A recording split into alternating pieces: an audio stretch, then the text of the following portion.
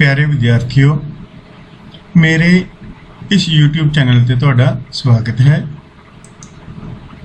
यह video lecture 10वीं जमात के विद्यार्थियों लिए तैयार किया गया है। यह उन्हां दे सिलेबस नाल संबंधित प्रैक्टिकल सैशन है। इस सैशन विच HTML विच प्रोग्रामिंग संबंधी प्रैक्टिकल राहीं जानकारी दी जाएगी। प्यारे बच्चियों, इस लैक्चर में असीं हेठां दिते टॉपिक्स अनुसार प्रैक्टिकल राहीं जानकारी हासिल करांगे। इस लैक्चर में असीं सब तो पहला HTML का प्रोग्राम बनाउण लई अते चलाउण लई वरते जाण वाले सॉफ्टवेयर संबंधी डिस्कस करांगे।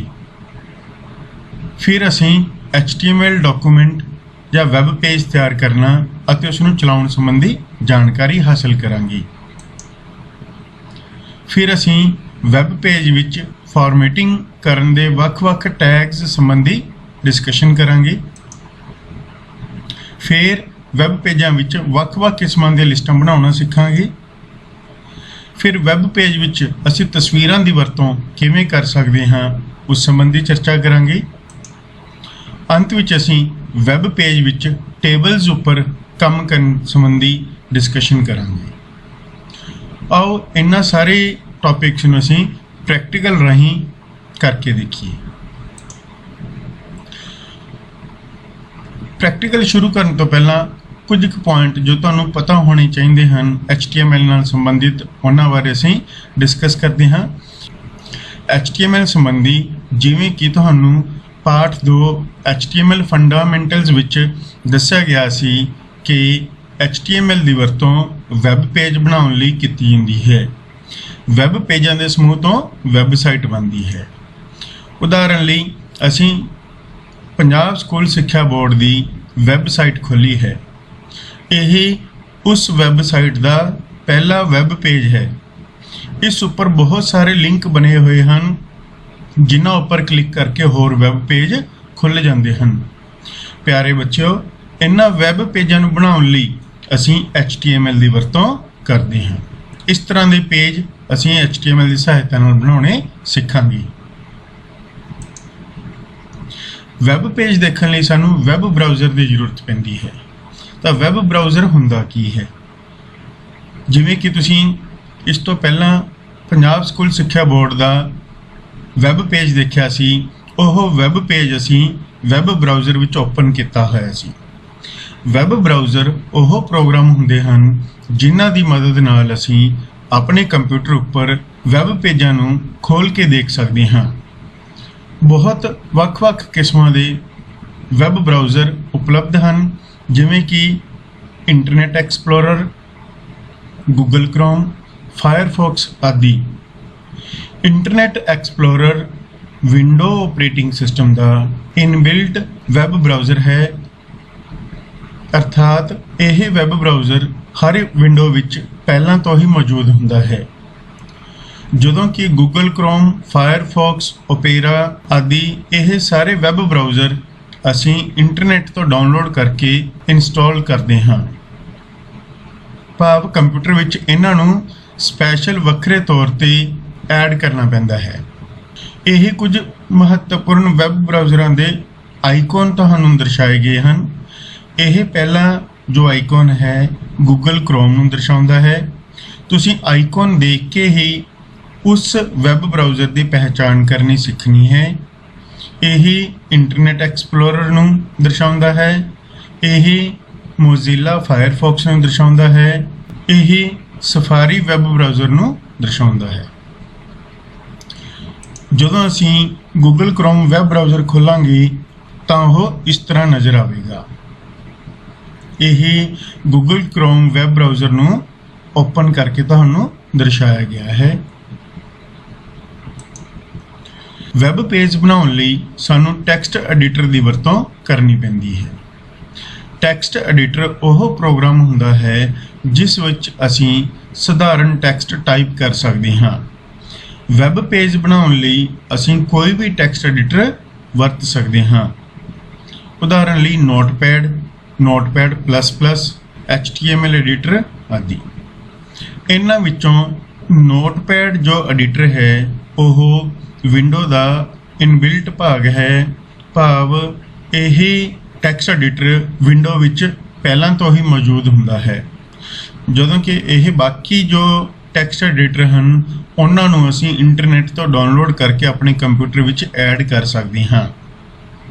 ਅਸੀਂ ਆਪਣੇ ਇਸ HTML ਦੇ ਲੈਕਚਰ ਦੌਰਾਨ Notepad++ ਦੀ ਵਰਤੋਂ ਕਰਕੇ ਵੈਬ ਪੇਜਾਂ ਨੂੰ ਬਣਾਉਣਾ ਸਿੱਖਾਂਗੇ।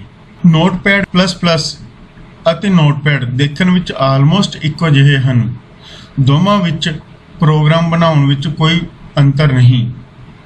ਉਹੀ ਪ੍ਰੋਗਰਾਮ ਤੁਸੀਂ Notepad ਵਿੱਚ ਵੀ ਬਣਾ ਸਕਦੇ ਹੋ ਕਾਪੀ ਪੇਸਟ ਕਰਕੇ ਪ੍ਰੋਗਰਾਮ ਨੂੰ, ਅਤੇ Notepad++ ਵੀ ਸੇਮ ਉਸੇ ਤਰ੍ਹਾਂ ਹੀ ਉਹ ਕੰਮ ਕਰੇਗਾ। ਸਿਰਫ Notepad++ ਦਾ ਫਾਇਦਾ ਇਹ ਹੈ ਕਿ ਸਾਨੂੰ ਇਹ ਕੁਝ ਐਡੀਸ਼ਨਲ ਸਹੂਲਤਾਂ ਵੀ ਪ੍ਰਦਾਨ ਕਰਦਾ ਹੈ। Notepad++ ਵਿੱਚ ਵੱਖ-ਵੱਖ ਟੈਬਸ ਵਿੱਚ ਵੱਖ-ਵੱਖ HTML ਦੇ ਫਾਈਲਾਂ ਨੂੰ ਖੋਲ੍ਹ ਕੇ ਰੱਖਿਆ ਜਾ ਸਕਦਾ ਹੈ, ਜਦਕਿ Notepad ਵਿੱਚ ਇੱਕ ਸਮੇਂ ਇੱਕੋ ਹੀ ਫਾਈਲ ਓਪਨ ਰਹਿ ਸਕਦੀ ਹੈ। ਇਸ ਤੋਂ ਇਲਾਵਾ ਜੇਕਰ ਅਸੀਂ ਉਸ ਵੈਬ ਪੇਜ ਨੂੰ ਜੋ ਅਸੀਂ Notepad++ ਵਿੱਚ ਬਣਾਇਆ ਹੈ ਉਸ ਨੂੰ ਕਿਸੇ ਵੈਬ ਬਰਾਊਜ਼ਰ ਵਿੱਚ ਖੋਲ੍ਹਣ ਲਈ ਵੀ ਇਸ ਵਿੱਚ ਆਪਸ਼ਨਾਂ ਮੌਜੂਦ ਹੁੰਦੀਆਂ ਹਨ, ਜਦਕਿ Notepad ਵਿੱਚ ਉਸ ਵੈਬ ਪੇਜ ਨੂੰ ਚਲਾਉਣ ਲਈ ਜੋ ਅਸੀਂ Notepad ਵਿੱਚ ਬਣਾਇਆ ਹੈ ਉਸ ਵੈਬ ਪੇਜ ਨੂੰ ਚਲਾਉਣ ਲਈ ਸਾਨੂੰ ਵੱਖਰੇ ਤੌਰ ਤੇ ਅਲੱਗ ਤੋਂ ਵੈਬ ਬਰਾਊਜ਼ਰ ਨੂੰ ਓਪਨ ਕਰਨਾ ਪਵੇਗਾ। Notepad ਵਿੱਚ ਕੋਈ ਵੀ ਅਜਿਹੀ ਕਮਾਂਡ ਮੌਜੂਦ ਨਹੀਂ ਹੈ ਜਿਸ ਨਾਲ ਉਸ ਵਿੱਚ ਬਣੇ ਵੈਬ ਪੇਜ ਨੂੰ ਅਸੀਂ ਸਿੱਧਾ ਵੈਬ ਬਰਾਊਜ਼ਰ ਵਿੱਚ ਖੋਲ੍ਹ ਸਕੀਏ, ਜਦਕਿ Notepad++ ਵਿੱਚ ਇਹੀ ਕੰਮ ਕਰਨ ਲਈ ਸਾਨੂੰ ਪਹਿਲਾਂ ਤੋਂ ਹੀ ਇੱਕ ਆਪਸ਼ਨ ਮੁਹੱਈਆ ਕਰਵਾਈ ਗਈ ਹੁੰਦੀ ਹੈ।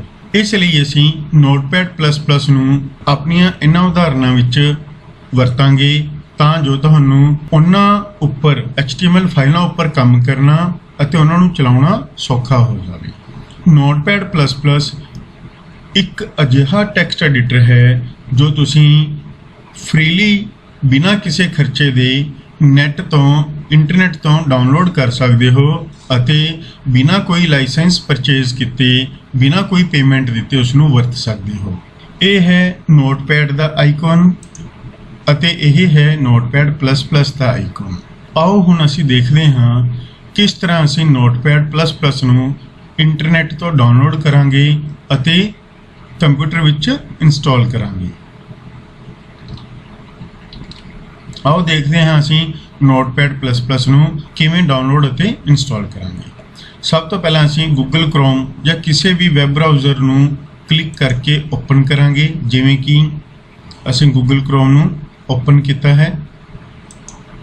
ਇਸ ਵਿੱਚ ਤੁਸੀਂ Notepad++ ਡਾਊਨਲੋਡ ਟਾਈਪ ਕਰਨਾ ਹੈ ਅਤੇ ਇਸ ਵਿੱਚ ਡਾਊਨਲੋਡ Notepad++ ਦਾ ਸਭ ਤੋਂ ਪਹਿਲਾ ਲਿੰਕ ਜੋ ਤੁਹਾਨੂੰ ਦਿਖਾਈ ਦੇ ਰਿਹਾ ਹੈ ਉਸ ਉੱਪਰ ਕਲਿੱਕ ਕਰੋ। ਇਹ ਉਸ ਦੇ ਵੱਖ-ਵੱਖ ਵਰਜ਼ਨ ਦਿਖਾਏ ਗਏ ਹਨ। ਇਸ ਵੀਡੀਓ ਨੂੰ ਬਣਾਉਣ ਵੇਲੇ ਲੇਟੈਸਟ ਵਰਜ਼ਨ 7.8.6 ਚੱਲ ਰਿਹਾ ਹੈ Notepad++ ਦਾ। ਅਸੀਂ ਇਸ ਨੂੰ ਡਾਊਨਲੋਡ ਕਰਾਂਗੇ, ਕਲਿੱਕ ਕਰਾਂਗੇ ਸਭ ਤੋਂ ਪਹਿਲਾਂ ਇਸ ਨੂੰ ਡਾਊਨਲੋਡ ਕਰਨ ਲਈ। ਤਾਂ ਤੁਹਾਡੇ ਕੰਪਿਊਟਰ ਦੀ ਜੋ ਵਿੰਡੋ ਹੈ ਉਹ 32 ਬਿਟ ਹੈ ਜਾਂ 64 ਬਿਟ ਹੈ, ਉਸ ਅਨੁਸਾਰ ਤੁਸੀਂ ਇੱਕ ਡਾਊਨਲੋਡਰ ਚੂਜ਼ ਕਰਨਾ ਹੈ। ਜੇਕਰ ਤੁਹਾਨੂੰ ਨਹੀਂ ਪਤਾ ਕਿ ਤੁਹਾਡੇ ਕੰਪਿਊਟਰ ਦੀ ਵਿੰਡੋ 32 ਬਿਟ ਹੈ ਜਾਂ 64 ਬਿਟ ਹੈ ਤਾਂ ਤੁਸੀਂ 32 ਬਿਟ ਇੰਸਟਾਲਰ ਉੱਪਰ ਕਲਿੱਕ ਕਰਕੇ ਉਸ ਨੂੰ ਡਾਊਨਲੋਡ ਕਰ ਲਵੋ। ਇਹ ਡਾਊਨਲੋਡ ਬਾਕਸ ਨਜ਼ਰ ਆ ਰਿਹਾ ਹੈ ਜਿਸ ਦਾ ਸਾਈਜ਼ ਲਗਭਗ 3.58 MB ਦਰਸਾਇਆ ਗਿਆ ਹੈ। ਸਟਾਰਟ ਡਾਊਨਲੋਡ ਤੇ ਕਲਿੱਕ ਕਰਕੇ ਇਸ ਨੂੰ ਡਾਊਨਲੋਡ ਕਰ ਲਵੋ। ਛੋਟਾ ਜਿਹਾ ਸੌਫਟਵੇਅਰ ਹੈ, ਬਹੁਤ ਜਲਦੀ ਡਾਊਨਲੋਡ ਹੋ ਜਾਵੇਗਾ।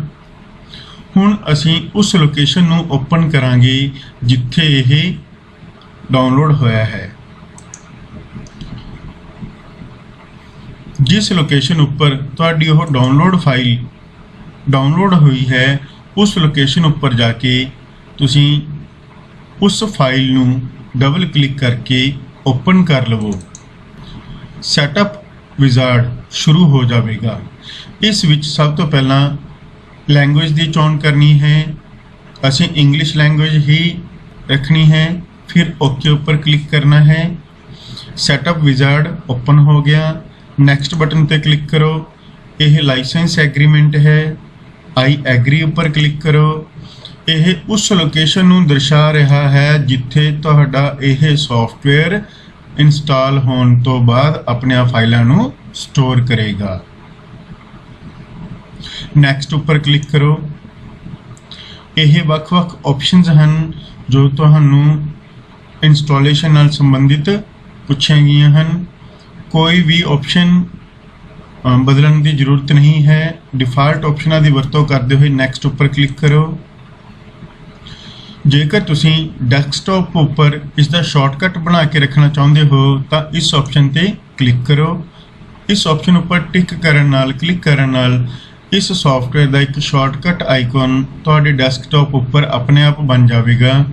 हुण इंस्टॉल बटन पर क्लिक कर दो। इस तरह नोटपैड++ सॉफ्टवेयर है जो टैक्सट एडिटर के तौर पर अब साडे कंप्यूटर विच इंस्टॉल हो गया है, ऐड हो गया है, जिसकी वरतों हुण असीं किसी वेले भी कर सकते हैं। जेकर तुसीं इस सॉफ्टवेयर नूं हुणे चलाउणा चाहुंदे हो तो इस उपर टिक रहन दो, अदरवाइज इस तो टिक हटा दो। असीं इत्थों टिक हटा दिता। फिनिश बटन पर क्लिक करना है। टिक इसलिए हटाया क्योंकि असीं इसनूं डेस्कटॉप उपर जो आइकॉन बनया है उस तो स्टार्ट करना चाहुंदे हाँ। फिनिश बटन पर क्लिक करो। हुण इस फोल्डर लोकेशन नूं भी बंद कर दवो। इस वैब ब्राउज़र नूं भी बंद कर दवो।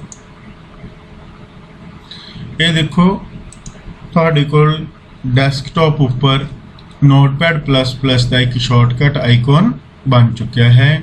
हुण जदों भी तुसीं HTML का प्रोग्राम बनाउणा होवेगा इस आइकॉन उपर डबल क्लिक करके इस प्रोग्राम नूं खोल सकते हो।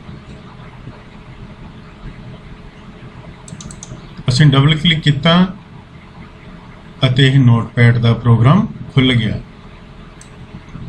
नोटपैड++ ਨੂੰ डाउनलोड ਅਤੇ इंस्टॉल करने उपरंत आओ हुण असीं HTML डॉक्यूमेंट का ढांचा समझते हाँ।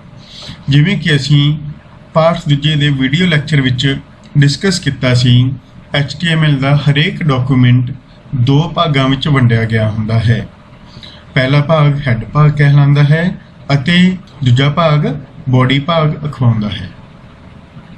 यह दोवें भाग HTML के ओपनिंग ਅਤੇ क्लोजिंग टैग विच रखे जाते हैं। किसी भी HTML डॉक्यूमेंट की शुरुआत करने लई सानू HTML का ओपनिंग टैग लगाना पैंदा है ਅਤੇ उस डॉक्यूमेंट नूं खत्म करने लई एंड करने लई सानू HTML का क्लोजिंग टैग लगाना पैंदा है। HTML के इस ओपनिंग ਅਤੇ क्लोजिंग टैग विचकार ही असीं हैड भाग ਅਤੇ बॉडी भाग की वरतों करांगे। हैड भाग नूं शुरू करने लई ओपनिंग हैड टैग वरत्या जाता है ਅਤੇ बंद करने लई क्लोजिंग हैड टैग वरत्या जाता है। किसी टैग नूं क्लोज करने लई इस स्लैश की वरतों की जाती है। ओपनिंग टैग दसदा है कि वह भाग कित्थों शुरू हो रहा है। क्लोजिंग टैग यह दसदा है कि वह भाग कित्थे तक चलेगा। हैड भाग विच असीं वैब पेज का टाइटल लिखते हाँ, जदों कि बॉडी भाग विच असीं वैब पेज विच दिखाई जाने वाली जानकारी लिखते हाँ। बॉडी भाग नूं शुरू करने लई ओपनिंग बॉडी टैग ਅਤੇ बंद करने लई क्लोजिंग बॉडी टैग वरत्या जाता है। आओ हुण एक उदाहरण की सहायता नाल वैब पेज के हैड ਅਤੇ बॉडी भाग नूं देखिए। यह है पंजाब स्कूल सिक्ख्या बोर्ड की वैबसाइट का पहला पेज, जिसनों होम पेज भी कहा जाता है। इसनों असीं एक वैब ब्राउज़र विच खोलिया है, जिस विच असीं पंजाब स्कूल सिक्ख्या बोर्ड की वैबसाइट का एड्रैस, जिसनों URL भी कहा जाता है, टाइप करके ओपन किया है। पंजाब स्कूल सिक्ख्या बोर्ड की वैबसाइट खोलने लई वैब ब्राउज़र के एड्रैस बार विच pseb.ac.in लिख के एंटर किया जाता है। इस तरह करने नाल साडे कोल ਪੰਜਾਬ ਸਕੂਲ ਸਿੱਖਿਆ ਬੋਰਡ ਦੀ ਸਾਈਟ ਦਾ ਪਹਿਲਾ ਪੇਜ ਓਪਨ ਹੋ ਜਾਵੇਗਾ। ਜਿਵੇਂ ਕਿ ਤੁਸੀਂ ਉੱਪਰ ਦੇਖ ਪਾ ਰਹੇ ਹੋ, welcome to PSEB phase 8 Mohali. ਇਹ ਇਸ ਵੈਬ ਪੇਜ ਦਾ ਟਾਈਟਲ ਹੈ। ਜਿਸ ਤਰ੍ਹਾਂ ਤੁਹਾਨੂੰ ਇਸ ਚਿੱਤਰ ਵਿੱਚ ਦਿਖਾਇਆ ਗਿਆ ਹੈ, ਇਹ HTML ਵੈਬ ਪੇਜ ਦਾ ਹੈਡ ਭਾਗ ਹੈ, ਜਿਸ ਵਿੱਚ ਟਾਈਟਲ ਨੂੰ ਦਰਸਾਇਆ ਗਿਆ ਹੈ ਅਤੇ ਜੋ ਕੰਟੈਂਟ ਤੁਸੀਂ ਹੇਠਾਂ ਦੇਖ ਪਾ ਰਹੇ ਹੋ ਉਹ ਵੈਬ ਪੇਜ ਦੀ ਬੋਡੀ ਭਾਗ ਵਿੱਚ ਮੌਜੂਦ ਹੋਣਗੇ। ਜਦੋਂ ਅਸੀਂ ਕੋਈ ਵੈਬ ਪੇਜ ਬਣਾਵਾਂਗੇ ਤਾਂ ਉਸ ਨੂੰ HTML ਟੈਗਸ ਵਿੱਚ ਰੱਖਦੇ ਹੋਏ ਹੈਡ ਭਾਗ ਅਤੇ ਬੋਡੀ ਭਾਗ ਨੂੰ ਬਣਾ ਕੇ ਇਸ ਤਰ੍ਹਾਂ ਦੇ ਵੈਬ ਪੇਜ ਨੂੰ ਤਿਆਰ ਕਰ ਸਕਦੇ ਹਾਂ। ਆਓ ਹੁਣ HTML ਡਾਕੂਮੈਂਟ ਦੀ ਉਦਾਹਰਨ ਦੇਖਦੇ ਹਾਂ। ਸਭ ਤੋਂ ਪਹਿਲਾਂ HTML ਡਾਕੂਮੈਂਟ ਸ਼ੁਰੂ ਕਰਨ ਲਈ HTML ਟੈਗ ਵਰਤਿਆ ਜਾਵੇਗਾ, ਫਿਰ ਉਸ ਵਿੱਚ ਹੈਡ ਭਾਗ ਬਣਾਇਆ ਜਾਵੇਗਾ, ਫਿਰ ਉਸ ਵਿੱਚ ਬੋਡੀ ਭਾਗ ਬਣਾਇਆ ਜਾਵੇਗਾ, ਫਿਰ HTML ਡਾਕੂਮੈਂਟ ਨੂੰ ਕਲੋਜ਼ ਕਰ ਦਿੱਤਾ ਜਾਵੇਗਾ। ਹੈਡ ਭਾਗ ਬਣਾਉਣ ਲਈ ਹੈਡ ਟੈਗ ਦੀ ਵਰਤੋਂ ਕੀਤੀ ਗਈ ਹੈ, ਬੋਡੀ ਭਾਗ ਲਈ ਬੋਡੀ ਟੈਗ ਦੀ ਵਰਤੋਂ ਕੀਤੀ ਗਈ ਹੈ। ਹੈਡ ਭਾਗ ਵਿੱਚ ਟਾਈਟਲ ਦਰਸਾਉਣ ਲਈ ਟਾਈਟਲ ਟੈਗਸ ਦੀ ਵਰਤੋਂ ਕੀਤੀ ਜਾਂਦੀ ਹੈ। ਜਿਸ ਤਰ੍ਹਾਂ ਕਿ ਅਸੀਂ ਪੰਜਾਬ ਸਕੂਲ ਸਿੱਖਿਆ ਬੋਰਡ ਦੀ ਸਾਈਟ ਦੇ ਹੋਮ ਪੇਜ ਉੱਪਰ ਦੇਖਿਆ ਸੀ, ਟਾਈਟਲ ਭਾਗ ਵਿੱਚ ਇੱਕ ਟਾਈਟਲ ਨਜ਼ਰ ਆ ਰਿਹਾ ਸੀ। ਉਹ ਟਾਈਟਲ ਅਸੀਂ ਹੈਡ ਭਾਗ ਦੇ ਟਾਈਟਲ ਟੈਗ ਵਿੱਚ ਲਿਖ ਕੇ ਦਰਸਾ ਸਕਦੇ ਹਾਂ। ਔਰ ਜੋ ਵੈਬ ਪੇਜ ਦੇ ਕੰਟੈਂਟ ਦੇਖ ਰਹੇ ਸੀ, ਉਹਨਾਂ ਲਈ ਅਸੀਂ ਇਸ ਬੋਡੀ ਭਾਗ ਦੀ ਵਰਤੋਂ ਕਰਾਂਗੇ। ਇਸ ਉਦਾਹਰਨ ਵਿੱਚ ਅਸੀਂ ਹੈਡ ਟੈਗ ਵਿੱਚ ਟਾਈਟਲ ਟੈਗ ਦੀ ਵਰਤੋਂ ਕਰਦੇ ਹੋਏ government senior secondary school girls Sunam title ਨੂੰ ਦਰਸਾਇਆ ਹੈ ਅਤੇ ਇਸ ਦੇ ਬੋਡੀ ਭਾਗ ਵਿੱਚ ਅਸੀਂ ਇੱਕ ਸਿੰਪਲ ਮੈਸੇਜ ਦਰਸਾਇਆ ਹੈ, ਵੈਲਕਮ ਟੂ ਆਵਰ ਸਕੂਲ। ਜਦੋਂ ਇਸ ਡਾਕੂਮੈਂਟ ਨੂੰ ਵੈਬ ਬਰਾਊਜ਼ਰ ਵਿੱਚ ਖੋਲ੍ਹਿਆ ਜਾਵੇਗਾ ਤਾਂ ਟਾਈਟਲ ਵਿੱਚ ਸਾਨੂੰ ਇਹ ਮੈਸੇਜ ਸ਼ੋ ਹੋਵੇਗਾ ਅਤੇ ਜਿੱਥੇ ਮੁੱਖ ਕੰਟੈਂਟ ਸ਼ੋ ਹੁੰਦੇ ਹਨ, ਭਾਵ ਬੋਡੀ ਭਾਗ ਵਿੱਚ ਸਾਨੂੰ ਇਹ ਮੈਸੇਜ ਆਵੇਗਾ। ਆਓ ਹੁਣ ਇਸ ਉਦਾਹਰਨ ਨੂੰ ਪ੍ਰੈਕਟੀਕਲ ਰਾਹੀਂ ਕਰਕੇ ਦੇਖਦੇ ਹਾਂ। ਸਭ ਤੋਂ ਪਹਿਲਾਂ ਅਸੀਂ ਇਹ ਪ੍ਰੋਗਰਾਮ ਸਧਾਰਨ ਨੋਟਪੈਡ ਵਿੱਚ ਬਣਾਵਾਂਗੇ, ਫਿਰ ਇਸੇ ਪ੍ਰੋਗਰਾਮ ਨੂੰ ਅਸੀਂ Notepad++ ਵਿੱਚ ਬਣਾਵਾਂਗੇ। ਨੋਟਪੈਡ ਖੋਲ੍ਹਣ ਲਈ ਕੀਬੋਰਡ ਤੋਂ ਵਿੰਡੋ ਅਤੇ R ਬਟਨ ਦਬਾਓ। ਰਨ ਬਾਕਸ ਖੁੱਲੇਗਾ। ਇਸ ਰਨ ਬਾਕਸ ਵਿੱਚ ਨੋਟਪੈਡ ਟਾਈਪ ਕਰੋ, NOTEPAD। ਨੋਟਪੈਡ ਟਾਈਪ ਕਰਕੇ ਤੁਸੀਂ ਓਕੇ ਬਟਨ ਉੱਪਰ ਕਲਿੱਕ ਕਰ ਦਿਓ। ਤੁਹਾਡੀ ਸਕਰੀਨ ਉੱਪਰ ਨੋਟਪੈਡ ਓਪਨ ਹੋ ਜਾਵੇਗੀ। ਇਹ ਦੇਖੋ, ਇਹ ਹੈ ਨੋਟਪੈਡ। ਨੋਟਪੈਡ ਵਿੱਚ ਅਸੀਂ HTML ਦੀ ਉਦਾਹਰਨ ਅਨੁਸਾਰ ਸਭ ਤੋਂ ਪਹਿਲਾਂ HTML ਟੈਗ ਸ਼ੁਰੂ ਕਰਾਂਗੇ। ਇਸ ਵਿੱਚ ਹੈਡ ਭਾਗ ਸ਼ੁਰੂ ਅਤੇ ਬੰਦ ਕਰਾਂਗੇ, ਫਿਰ ਬੋਡੀ ਭਾਗ ਬਣਾਵਾਂਗੇ ਜਿਸ ਲਈ ਬੋਡੀ ਟੈਗ ਸ਼ੁਰੂ ਅਤੇ ਬੋਡੀ ਟੈਗ ਬੰਦ ਕੀਤਾ ਜਾਵੇਗਾ। ਅੰਤ ਵਿੱਚ ਅਸੀਂ HTML ਡਾਕੂਮੈਂਟ ਨੂੰ ਬੰਦ ਕਰ ਦੇਵਾਂਗੇ।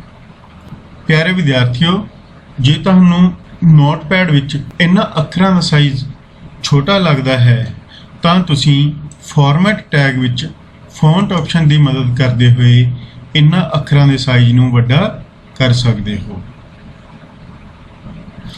ਫੌਂਟ ਡਾਇਲੌਗ ਬਾਕਸ ਵਿੱਚ ਤੁਸੀਂ ਜੋ ਵੀ ਅੱਖਰਾਂ ਦਾ ਸਾਈਜ਼ ਸੈੱਟ ਕਰਨਾ ਚਾਹੁੰਦੇ ਹੋ ਜਾਂ ਉਸ ਨੂੰ ਬੋਲਡ ਵਗੈਰਾ ਕਰਨਾ ਚਾਹੁੰਦੇ ਹੋ ਤਾਂ ਤੁਸੀਂ ਉਹ ਸਿਲੈਕਟ ਕਰਕੇ ਓਕੇ ਉੱਪਰ ਕਲਿੱਕ ਕਰ ਦੇਵੋਗੇ। ਇਸ ਤਰ੍ਹਾਂ ਤੁਹਾਨੂੰ ਅੱਖਰ ਬੜੇ ਸਾਈਜ਼ ਵਿੱਚ ਨਜ਼ਰ ਆਉਣਗੇ। ਆਓ ਸਭ ਤੋਂ ਪਹਿਲਾਂ ਹੈਡ ਭਾਗ ਵਿੱਚ ਟਾਈਟਲ ਸੈੱਟ ਕਰੀਏ। ਟਾਈਟਲ ਬਣਾਉਣ ਲਈ ਟਾਈਟਲ ਟੈਗ ਦੀ ਵਰਤੋਂ ਕਰਾਂਗੇ, ਜਿਸ ਵਿੱਚ ਮੈਂ ਆਪਣੇ ਸਕੂਲ ਦਾ ਨਾਮ ਦਰਸਾ ਰਿਹਾ ਹਾਂ। ਫਿਰ ਟਾਈਟਲ ਲਿਖਣ ਤੋਂ ਬਾਅਦ ਟਾਈਟਲ ਟੈਗ ਨੂੰ ਕਲੋਜ਼ ਕੀਤਾ ਜਾਵੇਗਾ, ਭਾਵ ਸਾਡੇ ਵੈਬ ਪੇਜ ਦਾ ਟਾਈਟਲ ਇਸ ਪੁਆਇੰਟ ਤੋਂ ਸ਼ੁਰੂ ਹੋਇਆ ਅਤੇ ਇਸ ਪੁਆਇੰਟ ਤੱਕ ਉਹ ਟਾਈਟਲ ਚੱਲਿਆ ਤੇ ਉਸ ਤੋਂ ਬਾਅਦ ਉਹ ਟਾਈਟਲ ਖਤਮ ਹੋ ਗਿਆ। ਇੱਥੇ ਹੈਡ ਭਾਗ ਪੂਰਾ ਹੋ ਚੁੱਕਿਆ ਹੈ। ਹੁਣ ਅਸੀਂ ਬੋਡੀ ਭਾਗ ਵਿੱਚ ਜੋ ਦਿਖਾਉਣਾ ਚਾਹੁੰਦੇ ਹਾਂ ਉਹ ਟਾਈਪ ਕਰਾਂਗੇ। ਅਸੀਂ ਬੋਡੀ ਭਾਗ ਵਿੱਚ ਇੱਕ welcome message welcome to our school ਲਿਖਾਂਗੇ। HTML ਡਾਕੂਮੈਂਟ ਨੂੰ ਤਿਆਰ ਕਰਨ ਤੋਂ ਬਾਅਦ ਅਸੀਂ ਇਸ ਨੂੰ ਵੈਬ ਪੇਜ ਦੇ ਤੌਰ ਤੇ ਸੇਵ ਕਰਾਂਗੇ। ਇਸ ਡਾਕੂਮੈਂਟ ਨੂੰ ਸੇਵ ਕਰਨ ਲਈ ਫਾਈਲ ਮੈਨੂ ਵਿੱਚ ਸੇਵ ਆਪਸ਼ਨ ਤੇ ਕਲਿੱਕ ਕਰੋ ਜਾਂ Ctrl+S ਸ਼ਾਰਟਕਟ ਕੀ ਦੀ ਵਰਤੋਂ ਕਰਦੇ ਹੋਏ ਵੀ ਤੁਸੀਂ ਇਸ ਫਾਈਲ ਨੂੰ ਸੇਵ ਕਰ ਸਕਦੇ ਹੋ। ਜਦੋਂ ਤੁਸੀਂ ਇਸ ਡਾਕੂਮੈਂਟ ਨੂੰ ਪਹਿਲੀ ਵਾਰ ਸੇਵ ਕਰੋਗੇ ਤਾਂ ਤੁਹਾਡੇ ਤੋਂ ਇਹ ਫਾਈਲ ਦਾ ਨਾਮ ਪੁੱਛੇਗਾ। ਤਾਂ ਇਸ ਬਾਕਸ ਵਿੱਚ ਸਭ ਤੋਂ ਪਹਿਲਾਂ ਉਸ ਲੋਕੇਸ਼ਨ ਦੀ ਚੋਣ ਕਰੋ ਜਿੱਥੇ ਤੁਸੀਂ ਇਸ ਫਾਈਲ ਨੂੰ ਸੇਵ ਕਰਕੇ ਰੱਖਣਾ ਚਾਹੁੰਦੇ ਹੋ। ਖੱਬੇ ਪਾਸੇ ਤੁਹਾਨੂੰ ਤੁਹਾਡੇ ਕੰਪਿਊਟਰ ਦੀਆਂ ਵੱਖ-ਵੱਖ ਲੋਕੇਸ਼ਨਸ ਨਜ਼ਰ ਆ ਰਹੀਆਂ ਹਨ। ਇਹਨਾਂ ਵਿੱਚੋਂ ਜਿਸ ਲੋਕੇਸ਼ਨ ਉੱਪਰ ਤੁਸੀਂ ਫਾਈਲ ਨੂੰ ਸੇਵ ਕਰਨਾ ਚਾਹੁੰਦੇ ਹੋ ਉਸ ਉੱਪਰ ਕਲਿੱਕ ਕਰੋ। ਅਸੀਂ ਆਪਣੀ ਫਾਈਲ ਨੂੰ ਡੈਸਕਟਾਪ ਉੱਪਰ ਸੇਵ ਕਰਾਂਗੇ, ਜਿਸ ਕਾਰਨ ਅਸੀਂ ਡੈਸਕਟਾਪ ਆਪਸ਼ਨ ਤੇ ਕਲਿੱਕ ਕੀਤਾ ਹੈ। ਹੁਣ ਫਾਈਲ ਨੇਮ ਬਾਕਸ ਵਿੱਚ ਫਾਈਲ ਦਾ ਨਾਮ ਟਾਈਪ ਕਰੋ। ਮੈਂ ਫਾਈਲ ਦਾ ਨਾਮ test1 ਰੱਖਿਆ ਹੈ। ਫਾਈਲ ਦਾ ਨਾਮ ਟਾਈਪ ਕਰਨ ਤੋਂ ਬਾਅਦ ਇਸ ਨੂੰ ਇੱਕ ਵੈਬ ਪੇਜ ਦੇ ਤੌਰ ਤੇ ਸੇਵ ਕਰਨ ਲਈ ਡਾਟ ਲਗਾ ਕੇ HTML ਟਾਈਪ ਕਰੋ। ਇਹ HTML ਡਾਕੂਮੈਂਟ ਫਾਈਲ ਦੀ ਐਕਸਟੈਂਸ਼ਨ ਹੈ। ਇਸ ਐਕਸਟੈਂਸ਼ਨ ਨੇਮ ਤੋਂ ਹੀ ਕੰਪਿਊਟਰ ਨੂੰ ਪਤਾ ਲੱਗੇਗਾ ਕਿ ਇਹ ਫਾਈਲ ਇੱਕ ਵੈਬ ਪੇਜ ਹੈ ਅਤੇ ਇਸ ਨੂੰ ਵੈਬ ਬਰਾਊਜ਼ਰ ਵਿੱਚ ਓਪਨ ਕਰਨਾ ਹੈ। ਇਸ ਲਈ ਪਿਆਰੇ ਵਿਦਿਆਰਥੀਓ, ਫਾਈਲ ਦਾ ਨਾਮ ਟਾਈਪ ਕਰਨ ਤੋਂ ਬਾਅਦ ਡਾਟ ਲਗਾਉਣ ਤੋਂ ਬਾਅਦ ਤੁਸੀਂ ਡਾਕੂਮੈਂਟ ਦੀ ਐਕਸਟੈਂਸ਼ਨ HTML ਲਿਖਣਾ ਨਹੀਂ ਭੁੱਲਣਾ। ਅਦਰਵਾਈਜ਼ ਤੁਹਾਡਾ ਇਹ ਵੈਬ ਪੇਜ ਵੈਬ ਬਰਾਊਜ਼ਰ ਵਿੱਚ ਸਹੀ ਤਰੀਕੇ ਨਾਲ ਓਪਨ ਨਹੀਂ ਹੋ ਸਕੇਗਾ। ਫਾਈਲ ਦਾ ਨਾਮ ਅਤੇ ਐਕਸਟੈਂਸ਼ਨ ਟਾਈਪ ਕਰਨ ਤੋਂ ਬਾਅਦ ਹੁਣ ਅਸੀਂ ਸੇਵ ਬਟਨ ਤੇ ਕਲਿੱਕ ਕਰਾਂਗੇ। ਸੇਵ ਬਟਨ ਤੇ ਕਲਿੱਕ ਕਰਨ ਤੋਂ ਬਾਅਦ ਸਾਨੂੰ ਡੈਸਕਟਾਪ ਉੱਪਰ ਉਹ ਫਾਈਲ ਨਜ਼ਰ ਆਵੇਗੀ ਜਿਸ ਦਾ ਨਾਮ test1, ਪਰੰਤੂ HTML ਜੋ ਇਸ ਦੇ ਨਾਲ ਅਸੀਂ ਐਕਸਟੈਂਸ਼ਨ ਲਗਾਈ ਸੀ ਉਹ ਨਜ਼ਰ ਨਹੀਂ ਆਵੇਗੀ। ਪਰੰਤੂ ਇਸ ਦਾ ਆਈਕਨ, ਇਸ HTML ਡਾਕੂਮੈਂਟ ਦਾ ਆਈਕਨ Google Chrome ਦੇ ਆਈਕਨ ਨੂੰ ਦਰਸਾ ਰਿਹਾ ਹੈ।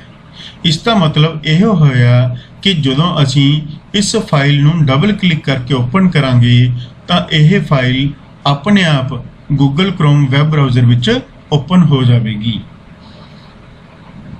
ਤੁਸੀਂ ਇਸ ਨੂੰ ਕਿਸੇ ਵੀ ਵੈਬ ਬਰਾਊਜ਼ਰ ਵਿੱਚ ਓਪਨ ਕਰ ਸਕਦੇ ਹੋ। ਅਸੀਂ ਇਸ ਫਾਈਲ ਨੂੰ ਓਪਨ ਕਰਨ ਲਈ ਇਸ ਉੱਪਰ ਡਬਲ ਕਲਿੱਕ ਕਰਾਂਗੇ ਤਾਂ ਇਹ ਆਪਣੇ ਆਪ Chrome ਵੈਬ ਬਰਾਊਜ਼ਰ ਵਿੱਚ ਖੁੱਲ ਗਈ ਹੈ। ਜਿਵੇਂ ਕਿ ਤੁਸੀਂ ਦੇਖ ਪਾ ਰਹੇ ਹੋ, ਇਸ ਦੇ ਹੈੱਡ ਭਾਗ ਵਿੱਚ ਤੁਹਾਨੂੰ ਇੱਕ ਟਾਈਟਲ ਨਜ਼ਰ ਆ ਰਿਹਾ ਹੈ। ਜਿਵੇਂ ਕਿ ਅਸੀਂ ਹੈੱਡ ਭਾਗ ਵਿੱਚ ਟਾਈਟਲ ਲਿਖਿਆ ਸੀ, ਸੇਮ ਉਸੇ ਤਰ੍ਹਾਂ ਦਾ ਹੀ ਟਾਈਟਲ ਸਾਨੂੰ ਇੱਕ ਨਜ਼ਰ ਆ ਰਿਹਾ ਹੈ ਅਤੇ ਇਸ ਦੇ ਬੋਡੀ ਭਾਗ ਵਿੱਚ ਸਾਨੂੰ ਉਹੀ ਮੈਸੇਜ ਸ਼ੋ ਹੋ ਰਿਹਾ ਹੈ ਜੋ ਅਸੀਂ HTML ਡਾਕੂਮੈਂਟ ਬਣਾਉਂਦੇ ਹੋਏ ਲਿਖਿਆ ਸੀ, ਵੈਲਕਮ ਟੂ ਆਵਰ ਸਕੂਲ। ਇਸ ਤਰ੍ਹਾਂ ਤੁਸੀਂ ਵੈਬ ਪੇਜ ਬਣਾ ਕੇ ਉਸ ਨੂੰ ਚਲਾ ਸਕਦੇ ਹੋ। ਜੇਕਰ ਅਸੀਂ ਇਸ ਦੇ ਐਡਰੈਸ ਬਾਰ ਉੱਪਰ ਨਜ਼ਰ ਮਾਰੀਏ ਤਾਂ ਸਾਨੂੰ ਦਿਖਾਈ ਦੇਵੇਗਾ ਕਿ ਡੈਸਕਟਾਪ ਉੱਪਰ ਅਸੀਂ ਕਿਹੜੀ ਫਾਈਲ ਖੋਲੀ ਹੈ, test1.html। ਇਹ ਸੀ ਸਾਡੀ ਪਹਿਲੀ ਐਗਜ਼ਾਮਪਲ ਜਿਸ ਵਿੱਚ ਅਸੀਂ ਇੱਕ ਸਧਾਰਨ ਵੈਬ ਪੇਜ ਬਣਾਉਣਾ ਸਿੱਖਿਆ ਹੈ, ਉਸ ਨੂੰ ਕਿਸ ਤਰ੍ਹਾਂ ਚਲਾਉਣਾ ਹੈ ਉਸ ਸੰਬੰਧੀ ਸਿੱਖਿਆ ਹੈ। ਆਓ ਹੁਣ ਇਹੀ ਪ੍ਰੋਗਰਾਮ ਅਸੀਂ Notepad++ ਵਿੱਚ ਬਣਾਵਾਂਗੇ ਅਤੇ ਉਸ ਨੂੰ Notepad++ ਦੀ ਸਹਾਇਤਾ ਨਾਲ ਹੀ ਓਪਨ ਕਰਾਂਗੇ।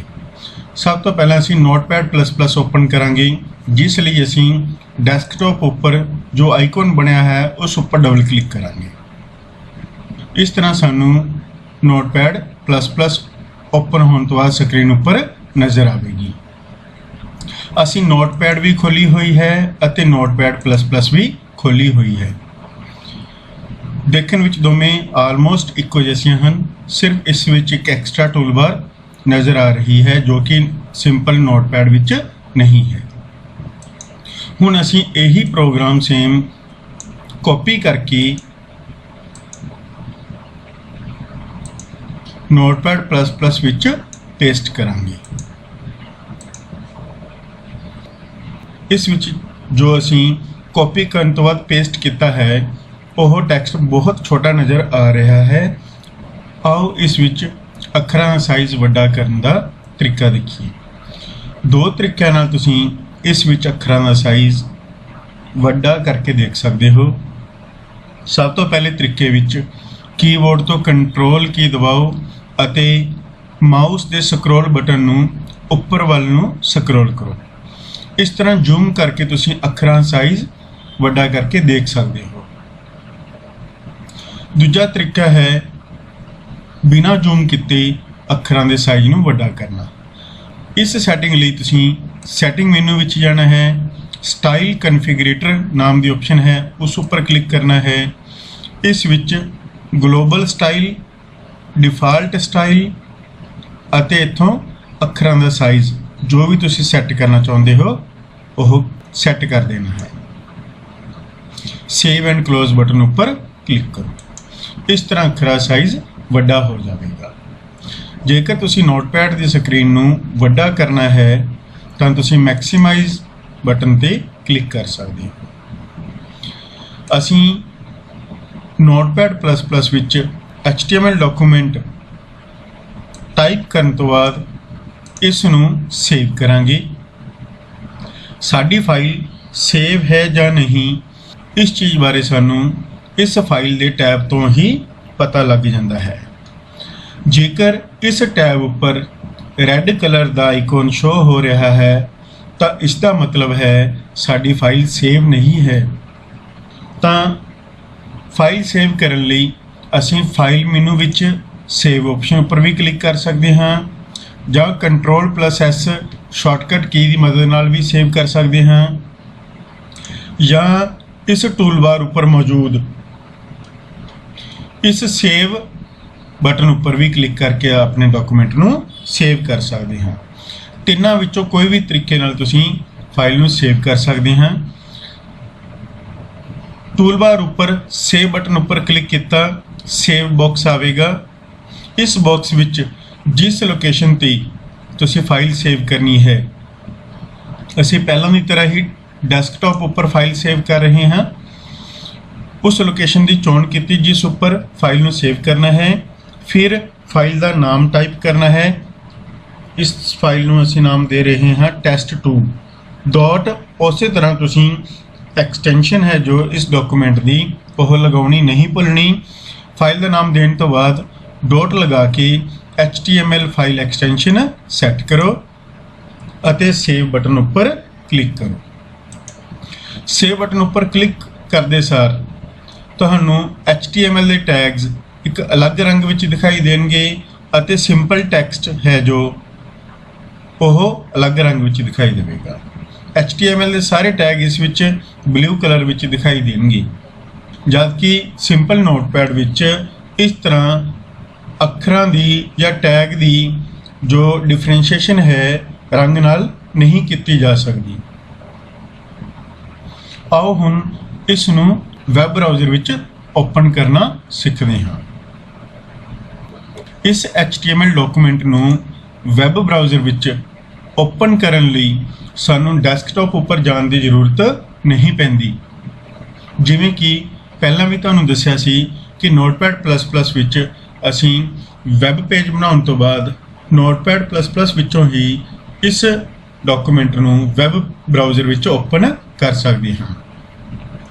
ਆਮ ਤੌਰ ਤੇ ਇਹ ਕਮਾਂਡ ਜਾਂ ਤਾਂ ਰਨ ਮੈਨੂ ਵਿੱਚ ਮੌਜੂਦ ਹੁੰਦੀ ਹੈ ਜਾਂ ਕਿਸੇ ਵਰਜ਼ਨ ਵਿੱਚ ਇਹ ਕਮਾਂਡ ਵਿਊ ਮੈਨੂ ਵਿੱਚ ਵੀ ਉਪਲਬਧ ਹੁੰਦੀ ਹੈ। ਇਸ ਵਰਜ਼ਨ ਵਿੱਚ ਇਹ ਕਮਾਂਡ ਵਿਊ ਮੈਨੂ ਵਿੱਚ ਮੌਜੂਦ ਹੈ। ਵਿਊ ਮੈਨੂ ਵਿੱਚ ਵਿਊ ਕਰੰਟ ਫਾਈਲ ਇਨ ਨਾਮ ਦੀ ਆਪਸ਼ਨ ਹੁੰਦੀ ਹੈ। ਇਸ ਉੱਪਰ ਕਲਿੱਕ ਕਰਨ ਨਾਲ ਇੱਕ ਸਬ ਮੈਨੂ ਖੁੱਲ੍ਹ ਜਾਂਦਾ ਹੈ ਜਿਸ ਵਿੱਚ ਵੱਖ-ਵੱਖ ਵੈਬ ਬਰਾਊਜ਼ਰਾਂ ਦੇ ਨਾਮ ਤੁਹਾਨੂੰ ਦਿਖਾਈ ਦੇ ਰਹੇ ਹਨ। ਜਿਸ ਵੈਬ ਬਰਾਊਜ਼ਰ ਵਿੱਚ ਵੀ ਇਸ ਨੂੰ ਤੁਸੀਂ ਓਪਨ ਕਰਨਾ ਚਾਹੁੰਦੇ ਹੋ ਉਸ ਵੈਬ ਬਰਾਊਜ਼ਰ ਉੱਪਰ ਤੁਸੀਂ ਕਲਿੱਕ ਕਰ ਸਕਦੇ ਹੋ।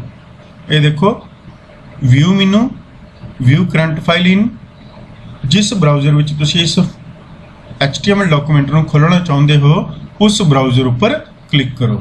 ਉਦਾਹਰਨ ਲਈ ਅਸੀਂ ਫਾਇਰਫੌਕਸ ਨਾਮ ਦੇ ਵੈਬ ਬਰਾਊਜ਼ਰ ਜੋ ਕਿ ਅਸੀਂ ਇਸ ਕੰਪਿਊਟਰ ਵਿੱਚ ਇੰਸਟਾਲ ਕੀਤਾ ਹੋਇਆ ਹੈ ਉਸ ਵਿੱਚ ਇਸ ਨੂੰ ਓਪਨ ਕਰਾਂਗੇ। ਮੈਂ ਫਾਇਰਫੌਕਸ ਉੱਪਰ ਕਲਿੱਕ ਕਰ ਰਿਹਾ ਹਾਂ। ਆਪਣੇ ਆਪ ਫਾਇਰਫੌਕਸ ਓਪਨ ਹੋਵੇਗਾ, ਉਸ ਵਿੱਚ ਇਹ ਫਾਈਲ ਖੁੱਲ੍ਹ ਜਾਵੇਗੀ। ਜਿਸ ਤਰ੍ਹਾਂ ਤੁਸੀਂ ਦੇਖ ਪਾ ਰਹੇ ਹੋ ਇਸ ਦੇ ਹੈੱਡ ਭਾਗ ਵਿੱਚ ਟਾਈਟਲ ਜੋ ਅਸੀਂ ਲਿਖਿਆ ਸੀ government senior secondary school girls Sunam ਨਜ਼ਰ ਆ ਰਿਹਾ ਹੈ ਅਤੇ ਬੋਡੀ ਭਾਗ ਵਿੱਚ ਜੋ ਟੈਕਸਟ ਅਸੀਂ ਕੰਟੈਂਟ ਵੈਬ ਪੇਜ ਵਿੱਚ ਸ਼ੋਅ ਕਰਵਾਉਣਾ ਚਾਹੁੰਦੇ ਸੀ ਉਹ ਨਜ਼ਰ ਆ ਰਹੇ ਹਨ। ਇਸ ਤਰ੍ਹਾਂ ਨੋਟਪੈਡ ਵਿੱਚ ਬੜੀ ਆਸਾਨੀ ਨਾਲ ਅਸੀਂ ਫਾਈਲ ਬਣਾ ਕੇ ਸੇਵ ਕਰਕੇ ਉਸ ਨੂੰ ਆਟੋਮੈਟਿਕਲੀ ਇੱਕ ਕਮਾਂਡ ਦੇ ਕਲਿੱਕ ਕਰਨ ਨਾਲ ਕਿਸੇ ਵੀ ਵੈਬ ਬਰਾਊਜ਼ਰ ਵਿੱਚ ਖੋਲ੍ਹ ਕੇ ਦੇਖ ਸਕਦੇ ਹਾਂ।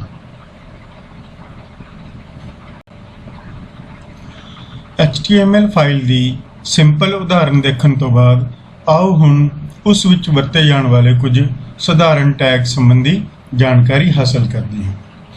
ਸਭ ਤੋਂ ਪਹਿਲਾਂ ਟੈਗ ਕੀ ਹੁੰਦਾ ਹੈ ਇਸ ਬਾਰੇ ਤੁਸੀਂ ਪਾਠ ਦੂਜੇ ਦੇ ਵੀਡੀਓ ਲੈਕਚਰ ਵਿੱਚ ਦੇਖਿਆ ਹੋਵੇਗਾ। ਟੈਗ HTML ਵੈਬ ਪੇਜਾਂ ਵਿੱਚ ਵਰਤੀਆਂ ਜਾਣ ਵਾਲੀਆਂ ਕਮਾਂਡਸ ਹੁੰਦੀਆਂ ਹਨ ਜੋ ਵੈਬ ਬਰਾਊਜ਼ਰ ਨੂੰ ਇਹ ਦੱਸਦੀਆਂ ਹਨ ਕਿ ਕਿਸੇ ਕੰਮ ਨੂੰ ਕਿਵੇਂ ਕਰਵਾਉਣਾ ਹੈ। ਆਓ ਵੈਬ ਪੇਜਾਂ ਵਿੱਚ ਟੈਕਸਟ ਦੀ ਜਾਂ ਡਾਟਾ ਦੀ ਫਾਰਮੈਟਿੰਗ ਕਰਨ ਨਾਲ ਸੰਬੰਧਿਤ ਕੁਝ HTML ਟੈਗਸ ਦੀ ਡਿਸਕਸ਼ਨ ਕਰੀਏ। ਸਭ ਤੋਂ ਪਹਿਲਾਂ B ਟੈਗ ਜਿਸ ਨੂੰ ਬੋਲਡ ਟੈਗ ਵੀ ਕਿਹਾ ਜਾਂਦਾ ਹੈ।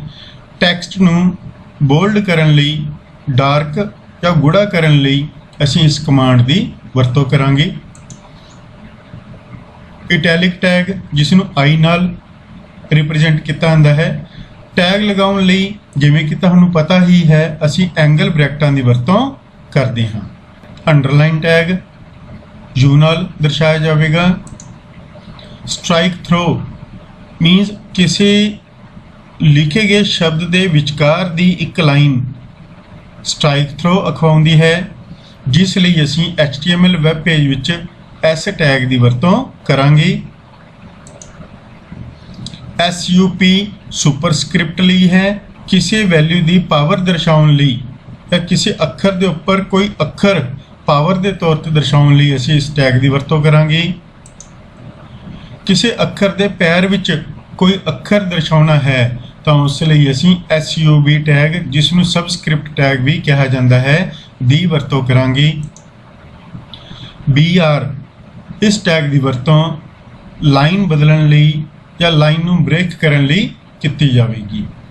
ਆਓ ਹੁਣ ਇਹਨਾਂ ਸਾਰੇ ਟੈਗਸ ਨੂੰ ਨੋਟਪੈਡ++ ਵਿੱਚ ਇੱਕ ਪ੍ਰੋਗਰਾਮ ਬਣਾ ਕੇ ਡਿਸਕਸ ਕਰਦੇ ਹਾਂ ਅਤੇ ਇਹਨਾਂ ਦੀ ਕੀ ਆਉਟਪੁੱਟ ਆਵੇਗੀ ਉਹ ਦੇਖਦੇ ਹਾਂ। ਸਭ ਤੋਂ ਪਹਿਲਾਂ ਅਸੀਂ ਨੋਟਪੈਡ++ ਦੁਬਾਰਾ ਤੋਂ ਖੋਲਾਂਗੇ।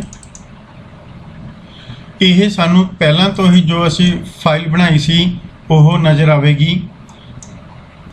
ਨਵੀਂ ਫਾਈਲ ਬਣਾਉਣ ਲਈ ਅਸੀਂ ਫਾਈਲ ਮੈਨੂ ਵਿੱਚ ਜਾ ਕੇ ਨਿਊ ਆਪਸ਼ਨ ਤੇ ਕਲਿੱਕ ਕਰਾਂਗੇ ਜਾਂ Ctrl+N ਸ਼ਾਰਟਕਟ ਕੀ ਦੀ ਵਰਤੋਂ ਕਰਦੇ ਹੋਏ ਨਵੀਂ ਫਾਈਲ ਬਣਾਵਾਂਗੇ।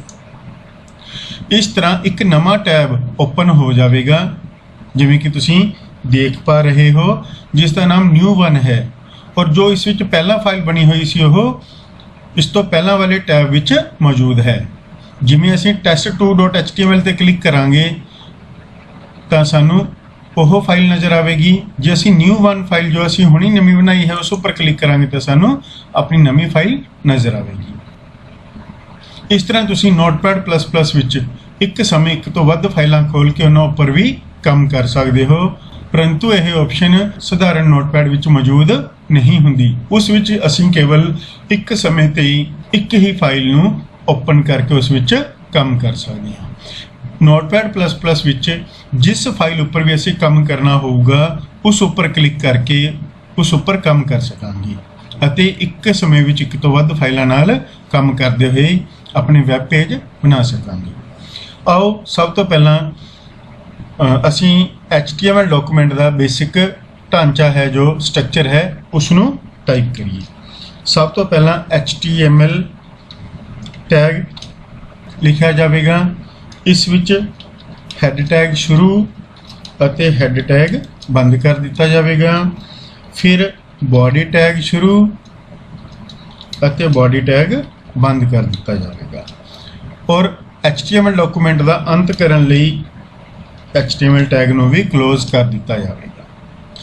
ਇਹ ਸੀ HTML ਡਾਕੂਮੈਂਟ ਦੀ ਬੇਸਿਕ ਬਣਤਰ, ਜਿਸ ਵਿੱਚ ਅਸੀਂ HTML ਡਾਕੂਮੈਂਟ ਵਿੱਚ ਹੈਡ ਪਾਰਟ ਅਤੇ ਬॉडी ਪਾਰਟ ਬਣਾ ਲਿਆ ਹੈ। ਹੁਣ ਅਸੀਂ ਆਪਣੀ ਜ਼ਰੂਰਤ ਮੁਤਾਬਕ ਹੈਡ ਪਾਰਟ ਅਤੇ ਬॉडी ਪਾਰਟ ਨੂੰ ਡਿਫਾਈਨ ਕਰ ਸਕਦੇ ਹਾਂ। ਅਸੀਂ ਫਾਰਮੈਟਿੰਗ ਨਾਲ ਸੰਬੰਧਿਤ ਟੈਗਸ ਦੀ ਵਰਤੋਂ ਕਰਾਂਗੇ। ਇਸ ਲਈ ਅਸੀਂ ਹੈਡ ਟੈਗ ਦੇ ਟਾਈਟਲ ਵਿੱਚ ਫਾਰਮੈਟਿੰਗ ਟੈਗਸ ਨਾਮ ਦਾ ਟਾਈਟਲ ਟਾਈਪ ਕਰ ਰਹੇ ਹਾਂ। ਤੁਸੀਂ ਕੋਈ ਵੀ ਟਾਈਟਲ ਆਪਣੀ ਜ਼ਰੂਰਤ ਮੁਤਾਬਕ ਟਾਈਪ ਕਰ ਸਕਦੇ ਹੋ। ਟਾਈਟਲ ਹਮੇਸ਼ਾ ਡਿਸਕ੍ਰਿਪਟਿਵ ਹੁੰਦਾ ਹੈ, ਜੋ ਇਹ ਸ਼ੋ ਕਰਦਾ ਹੈ ਕਿ ਉਸ ਪੇਜ ਵਿੱਚ ਕੀ ਕੁਝ ਹੈ। ਕਿਉਂਕਿ ਅਸੀਂ ਇਸ HTML ਪ੍ਰੋਗਰਾਮ ਵਿੱਚ ਬੇਸਿਕ ਫਾਰਮੈਟਿੰਗ ਟੈਗਸ ਨੇ ਜੋ ਉਹ ਡਿਸਕਸ ਕਰਨੇ ਸੀ, ਇਸ ਲਈ ਇਸ ਫਾਈਲ ਦੇ ਟਾਈਟਲ ਨੂੰ ਅਸੀਂ ਫਾਰਮੈਟਿੰਗ ਟੈਗਸ ਨਾਮ ਦਾ ਟਾਈਟਲ ਦਿੱਤਾ ਹੈ। ਆਓ ਹੁਣ ਬॉडी ਟੈਗ ਵਿੱਚ ਜੋ ਕੰਮ ਅਸੀਂ ਕਰਵਾਉਣਾ ਚਾਹੁੰਦੇ ਹਾਂ ਉਹ ਕਰਵਾਈਏ। ਸਭ ਤੋਂ ਪਹਿਲਾਂ ਅਸੀਂ ਇੱਕ ਸਟੇਟਮੈਂਟ, ਇੱਕ ਸੈਂਟੈਂਸ ਲਿਖਾਂਗੇ। Computer is an electronic device, full stop. आओ ਹੁਣ ਇਸ ਸਿੰਪਲ ਪ੍ਰੋਗਰਾਮ ਨੂੰ ਸੇਵ ਕਰਕੇ ਇੱਕ ਵਾਰ ਰਨ ਕਰਕੇ ਦੇਖਦੇ ਹਾਂ। ਜਿਵੇਂ ਕਿ ਤੁਹਾਨੂੰ ਪਹਿਲਾਂ ਸਿੰਪਲ ਐਗਜ਼ਾਮਪਲ ਵਿੱਚ ਵੀ ਦੱਸਿਆ ਸੀ, ਤੁਹਾਡੀ ਫਾਈਲ ਸੇਵ ਹੈ ਜਾਂ ਨਹੀਂ ਤੁਸੀਂ ਫਾਈਲ ਦੇ ਟੈਬ ਤੋਂ ਦੇਖ ਕੇ ਹੀ ਪਤਾ ਕਰ ਸਕਦੇ ਹੋ। ਹੁਣ ਫਾਈਲ ਦਾ ਜੋ ਟੈਬ ਹੈ ਉਸ ਉੱਪਰ ਰੈੱਡ ਕਲਰ ਦਾ ਆਈਕਨ ਸ਼ੋ ਹੋ ਰਿਹਾ ਹੈ, ਇਸ ਦਾ ਮਤਲਬ ਇਹ ਫਾਈਲ ਸੇਵ नहीं है। जबकि test2 फाइल है जो उस विच कलर ब्लू आइकॉन का है, इट मीनस वह फाइल सेव हो चुकी है। आओ हम इस फाइल में सेव करते हैं। टूल बार उपर सेव बटन उपर क्लिक करके ही असी सेव बॉक्स ओपन करांगे। इस बॉक्स विच असी फाइल में जो नाम देना चाहते हैं, जिवें कि असी पहला भी नाम दिता है test2 दिता सी, हुण असी इस प्रोग्राम नू test3 नाम ते सेव करांगे और नाल की लगावांगे एक्सटेंशन नेम डॉट की लगावांगे HTML। डॉट HTML किस चीज़ नू दर्शाउंदी है? यह दर्शाउंदी है कि test3 जो फाइल है वह एक HTML डॉक्यूमेंट है, एक वैब पेज है जिसनू वैब ब्राउज़र विच ओपन किया जाएगा। फाइल का नाम ਅਤੇ ਐਕਸਟੈਂਸ਼ਨ ਨੇਮ ਟਾਈਪ ਕਰਨ ਤੋਂ ਬਾਅਦ ਅਸੀਂ ਸੇਵ ਬਟਨ ਉੱਪਰ ਕਲਿੱਕ ਕਰਦੇ ਹਾਂ। ਜਿਵੇਂ ਕਿ ਤੁਸੀਂ ਦੇਖ ਪਾ ਰਹੇ ਹੋ, ਹੁਣ ਉਹ ਆਈਕਨ ਜੋ ਰੈੱਡ ਕਲਰ ਦੇ ਵਿੱਚ ਸੀ ਉਹ ਬਲੂ ਕਲਰ ਵਿੱਚ ਤਬਦੀਲ ਹੋ ਚੁੱਕਿਆ ਹੈ, ਜਿਸ ਦਾ ਅਰਥ ਹੈ ਕਿ ਇਹ ਫਾਈਲ ਤੁਹਾਡੀ ਸੇਵ ਹੋ ਚੁੱਕੀ ਹੈ। ਆਓ ਹੁਣ ਇਸ ਨੂੰ ਰਨ ਕਰਾਂਗੇ। ਰਨ ਕਰਨ ਲਈ ਵਿਊ ਮੈਨੂ ਵਿੱਚ ਵਿਊ ਕਰੰਟ ਫਾਈਲ ਇਨ फायरफॉक्स उपर दोबारा क्लिक करके असी इस फाइल में फायरफॉक्स विच ओपन करांगे।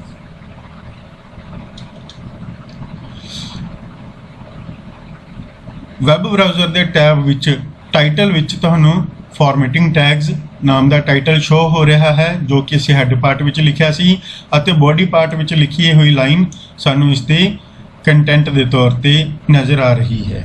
आओ हुण इस लाइन उपर कुछ फॉर्मेटिंग लागू करिए। हुण फॉर्मेटिंग लागू करने लई सानू की करना पवेगा? HTML फाइल जो असी बनाई सी उस विच टैग्स की वरतों करनी पवेगी। HTML फाइल खोलण लई इस वैब ब्राउज़र नू एक बार असी बंद कर दिंदे हां। नोटपैड++ साडे कोल खुली ही है। इस विच असी कंप्यूटर शब्द नू डार्क करके बोल्ड करके दर्शाना चाहते हैं, तो उस काम लई असी कंप्यूटर शब्द तो पहला बोल्ड टैग B टैग शुरू करांगे और जिथे तक असी बोल्ड का काम करना है उत्थे तक असी bold tag as it is continue रखांगे, अते जिथे वह काम बंद करना है असी उत्थे बोल्ड टैग नू क्लोज करवा देवांगे। जेकर असी इलैक्ट्रॉनिक शब्द तक बोल्ड करने का काम करना हुंदा तां असी यही क्लोजिंग टैग इस इलैक्ट्रॉनिक शब्द तो बाद लगाउणा सी। आओ हुण ਇਟੈਲਿਕ ਇਲੈਕਟ੍ਰੋਨਿਕ ਸ਼ਬਦ ਇਲੈਕਟ੍ਰੋਨਿਕ ਡਿਵਾਈਸ ਨੂੰ ਅਸੀਂ ਇਟੈਲਿਕ ਫਾਰਮ ਦੇ ਵਿੱਚ ਦਰਸਾਈਏ। ਇਟੈਲਿਕ ਲਈ ਅਸੀਂ ਆਈ ਟੈਗ ਦੀ ਵਰਤੋਂ ਕਰਦੇ ਹਾਂ। ਆਈ ਟੈਗ ਸ਼ੁਰੂ ਕੀਤਾ ਔਰ ਅੰਤ ਵਿੱਚ ਜਿੱਥੇ ਤੁਸੀਂ ਆਈ ਟੈਗ ਖਤਮ ਕਰਨਾ ਹੈ ਟੈਗ ਲਗਾ ਕੇ ਸਲੈਸ਼ ਲਗਾ ਕੇ ਆਈ ਟਾਈਪ ਕਰ ਦਿਓ। ਦੋ ਟੈਗ ਅਸੀਂ ਇਸ ਉਦਾਹਰਨ ਵਿੱਚ ਵਰਤੇ ਹਨ। ਕਿਹੜੇ ਟੈਗ ਵਰਤ ਰਹੇ ਹਾਂ ਅਸੀਂ? ਬੋਲਡ ਅਤੇ ਇਟੈਲਿਕ। ਆਓ ਹੁਣ ਇਸ ਦੀ ਆਉਟਪੁੱਟ, ਪਰ ਆਉਟਪੁੱਟ ਦੇਖਣ ਤੋਂ ਪਹਿਲਾਂ ਇਸ ਨੂੰ ਦੁਬਾਰਾ ਤੋਂ ਸੇਵ ਕਰਨਾ ਪਵੇਗਾ। ਹੁਣ ਇਹ ਫਾਈਲ ਸੇਵ ਨਹੀਂ ਹੈ। ਇਸ ਚੀਜ਼ ਦਾ ਸਾਨੂੰ ਕਿੱਥੋਂ ਪਤਾ ਲੱਗੇਗਾ? ਇਸ ਫਾਈਲ ਦੇ ਟੈਬ ਤੋਂ। ਜਿਵੇਂ ਕਿ ਤੁਹਾਨੂੰ ਪਤਾ ਹੀ ਹੈ ਅਸੀਂ ਫਾਈਲ ਸੇਵ ਕਰਨ ਤੋਂ ਬਾਅਦ ਇਸ ਵਿੱਚ ਬਦਲਾਵ ਕੀਤੇ ਹਨ। ਉਹ ਬਦਲਾਵ ਇਸ ਫਾਈਲ ਵਿੱਚ ਹਜੇ ਸੇਵ ਕਰਨੇ ਰਹਿੰਦੇ ਹਨ। ਇਸ ਲਈ ਇਸ ਫਾਈਲ ਨੂੰ ਦੁਬਾਰਾ ਤੋਂ ਸੇਵ ਕਰਨਾ ਪਵੇਗਾ, ਜਿਸ ਲਈ ਅਸੀਂ ਇਸ ਟੂਲ ਬਾਰ ਉੱਪਰ ਸੇਵ ਬਟਨ ਉੱਪਰ ਕਲਿੱਕ ਕਰ ਦੇਵਾਂਗੇ। ਪਰੰਤੂ ਇਹ ਫਾਈਲ ਦਾ ਨਾਮ ਦੁਬਾਰਾ ਤੋਂ ਨਹੀਂ ਪੁੱਛੇਗਾ। ਕਿਉਂਕਿ ਫਾਈਲ ਨੂੰ ਜਦੋਂ ਅਸੀਂ ਪਹਿਲੀ ਵਾਰ ਸੇਵ ਕਰਦੇ ਹਾਂ ਕੇਵਲ ਉਦੋਂ ਹੀ ਸਾਡੇ ਤੋਂ ਫਾਈਲ ਦਾ ਨਾਮ ਪੁੱਛਿਆ ਜਾਂਦਾ ਹੈ। ਫਾਈਲ ਨੂੰ ਨਾਮ ਦੇਣ ਤੋਂ ਬਾਅਦ ਜਦੋਂ ਉਸ ਵਿੱਚ ਦੁਬਾਰਾ ਤੋਂ ਕੁਝ ਚੇਂਜਸ ਕੀਤੀਆਂ ਜਾਂਦੀਆਂ ਹਨ ਤਾਂ ਉਹਨਾਂ ਨੂੰ ਦੁਬਾਰਾ ਤੋਂ ਸੇਵ ਕਰਨਾ ਪੈਂਦਾ ਹੈ, ਜਿਸ ਲਈ ਅਸੀਂ ਸਿਰਫ ਸੇਵ ਆਪਸ਼ਨ ਉੱਪਰ ਕਲਿੱਕ ਕਰਕੇ ਇਸ ਨੂੰ ਸੇਵ ਕਰ ਸਕਦੇ ਹਾਂ। ਬਾਰ-ਬਾਰ ਫਾਈਲ ਦਾ ਨਾਮ ਦੇਣ ਦੀ ਜ਼ਰੂਰਤ ਨਹੀਂ ਪੈਂਦੀ। ਆਓ ਹੁਣ ਇਸ ਫਾਈਲ ਨੂੰ ਰਨ ਕਰਕੇ ਦੇਖਦੇ ਹਾਂ। ਰਨ ਕਰਨ ਲਈ ਵਿਊ ਮੈਨੂ ਉੱਪਰ ਕਲਿੱਕ ਕੀਤਾ, ਵਿਊ ਕਰੰਟ ਫਾਈਲ ਇਨ ਫਾਇਰਫੌਕਸ। ਜਿਵੇਂ ਕਿ ਤੁਸੀਂ ਦੇਖ ਪਾ ਰਹੇ ਹੋ ਕੰਪਿਊਟਰ ਸ਼ਬਦ ਸਾਨੂੰ ਬੋਲਡ ਦਿਖਾਈ ਦੇ ਰਿਹਾ ਹੈ ਅਤੇ ਇਟੈਲਿਕ ਟੈਗ ਦਾ ਇਫੈਕਟ ਇਲੈਕਟ੍ਰੋਨਿਕ ਡਿਵਾਈਸ ਉੱਪਰ ਦਿਖਾਈ ਦੇ ਰਿਹਾ ਹੈ। ਬੋਲਡ ਟੈਗ ਅਸੀਂ ਕੰਪਿਊਟਰ ਸ਼ਬਦ ਤੋਂ ਪਹਿਲਾਂ ਸ਼ੁਰੂ ਕੀਤਾ ਸੀ ਅਤੇ ਕੰਪਿਊਟਰ ਸ਼ਬਦ ਤੋਂ ਬਾਅਦ ਉਸ ਨੂੰ ਬੰਦ ਕਰ ਦਿੱਤਾ ਸੀ। ਇਸ ਲਈ ਬੋਲਡ ਦਾ ਇਫੈਕਟ ਹੈ ਜੋ ਸਿਰਫ ਇਸ ਸ਼ਬਦ ਉੱਪਰ ਹੀ ਨਜ਼ਰ ਆਵੇਗਾ, ਜਦੋਂ ਕਿ ਇਟੈਲਿਕ ਟੈਗ ਦਾ ਇਫੈਕਟ ਇਲੈਕਟ੍ਰੋਨਿਕ ਡਿਵਾਈਸ ਉੱਪਰ ਨਜ਼ਰ ਆ ਰਿਹਾ ਹੈ, ਕਿਉਂਕਿ ਅਸੀਂ ਇਟੈਲਿਕ ਟੈਗ ਇਲੈਕਟ੍ਰੋਨਿਕ ਸ਼ਬਦ ਤੋਂ ਪਹਿਲਾਂ ਸ਼ੁਰੂ ਕੀਤਾ ਸੀ ਅਤੇ ਡਿਵਾਈਸ ਸ਼ਬਦ ਤੋਂ ਬਾਅਦ ਖਤਮ ਕੀਤਾ ਸੀ। ਇਸ ਤਰ੍ਹਾਂ ਅਸੀਂ ਇਹਨਾਂ ਟੈਗਸ ਦੀ ਵਰਤੋਂ ਨਾਲ ਜੋ ਵੈਬ ਪੇਜ ਦੇ ਕੰਟੈਂਟ ਹਨ ਉਹਨਾਂ ਨੂੰ ਫਾਰਮੈਟ ਕਰ ਸਕਦੇ ਹਾਂ। ਫਾਰਮੈਟਿੰਗ ਤੋਂ ਭਾਵ ਹੁੰਦਾ ਹੈ ਡਾਟਾ ਦੀ ਜਾਂ ਟੈਕਸਟ ਦੀ ਦਿੱਖ ਨੂੰ ਬਦਲਣਾ। ਫਾਰਮੈਟਿੰਗ ਟੈਗਸ ਦੀ ਵਰਤੋਂ ਕਰਦੇ ਹੋਏ ਅਸੀਂ HTML ਵਿੱਚ ਦਿਖਾਈ ਦੇ ਰਹੇ ਟੈਕਸਟ ਦੀ ਦਿੱਖ ਨੂੰ ਬਦਲ ਸਕਦੇ ਹਾਂ।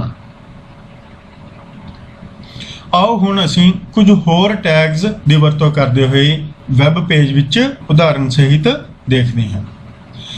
ਸਾਨੂੰ ਬਾਰ-ਬਾਰ ਇਹ ਵੈਬ ਪੇਜ ਬੰਦ ਕਰਨ ਦੀ ਜ਼ਰੂਰਤ ਨਹੀਂ ਹੁੰਦੀ। ਇੱਕ ਵਾਰ ਜਦੋਂ ਅਸੀਂ ਵੈਬ ਪੇਜ ਖੋਲ੍ਹ ਲਿਆ ਤਾਂ ਉਸੇ ਦੇ ਵਿੱਚ ਹੀ ਅਸੀਂ ਬਾਰ-ਬਾਰ ਉਹ ਚੇਂਜਸ ਦੇਖ ਸਕਦੇ ਹਾਂ ਬਿਨਾਂ ਉਸ ਨੂੰ ਬੰਦ ਕੀਤੇ।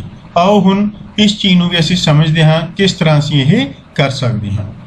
ਨੀਚੇ ਤੁਸੀਂ ਟਾਸਕ ਬਾਰ ਉੱਪਰ ਦੇਖ ਪਾ ਰਹੇ ਹੋ ਇਹ ਫਾਇਰਫੌਕਸ ਓਪਨ ਹੈ ਅਤੇ ਇਹ ਨੋਟਪੈਡ++।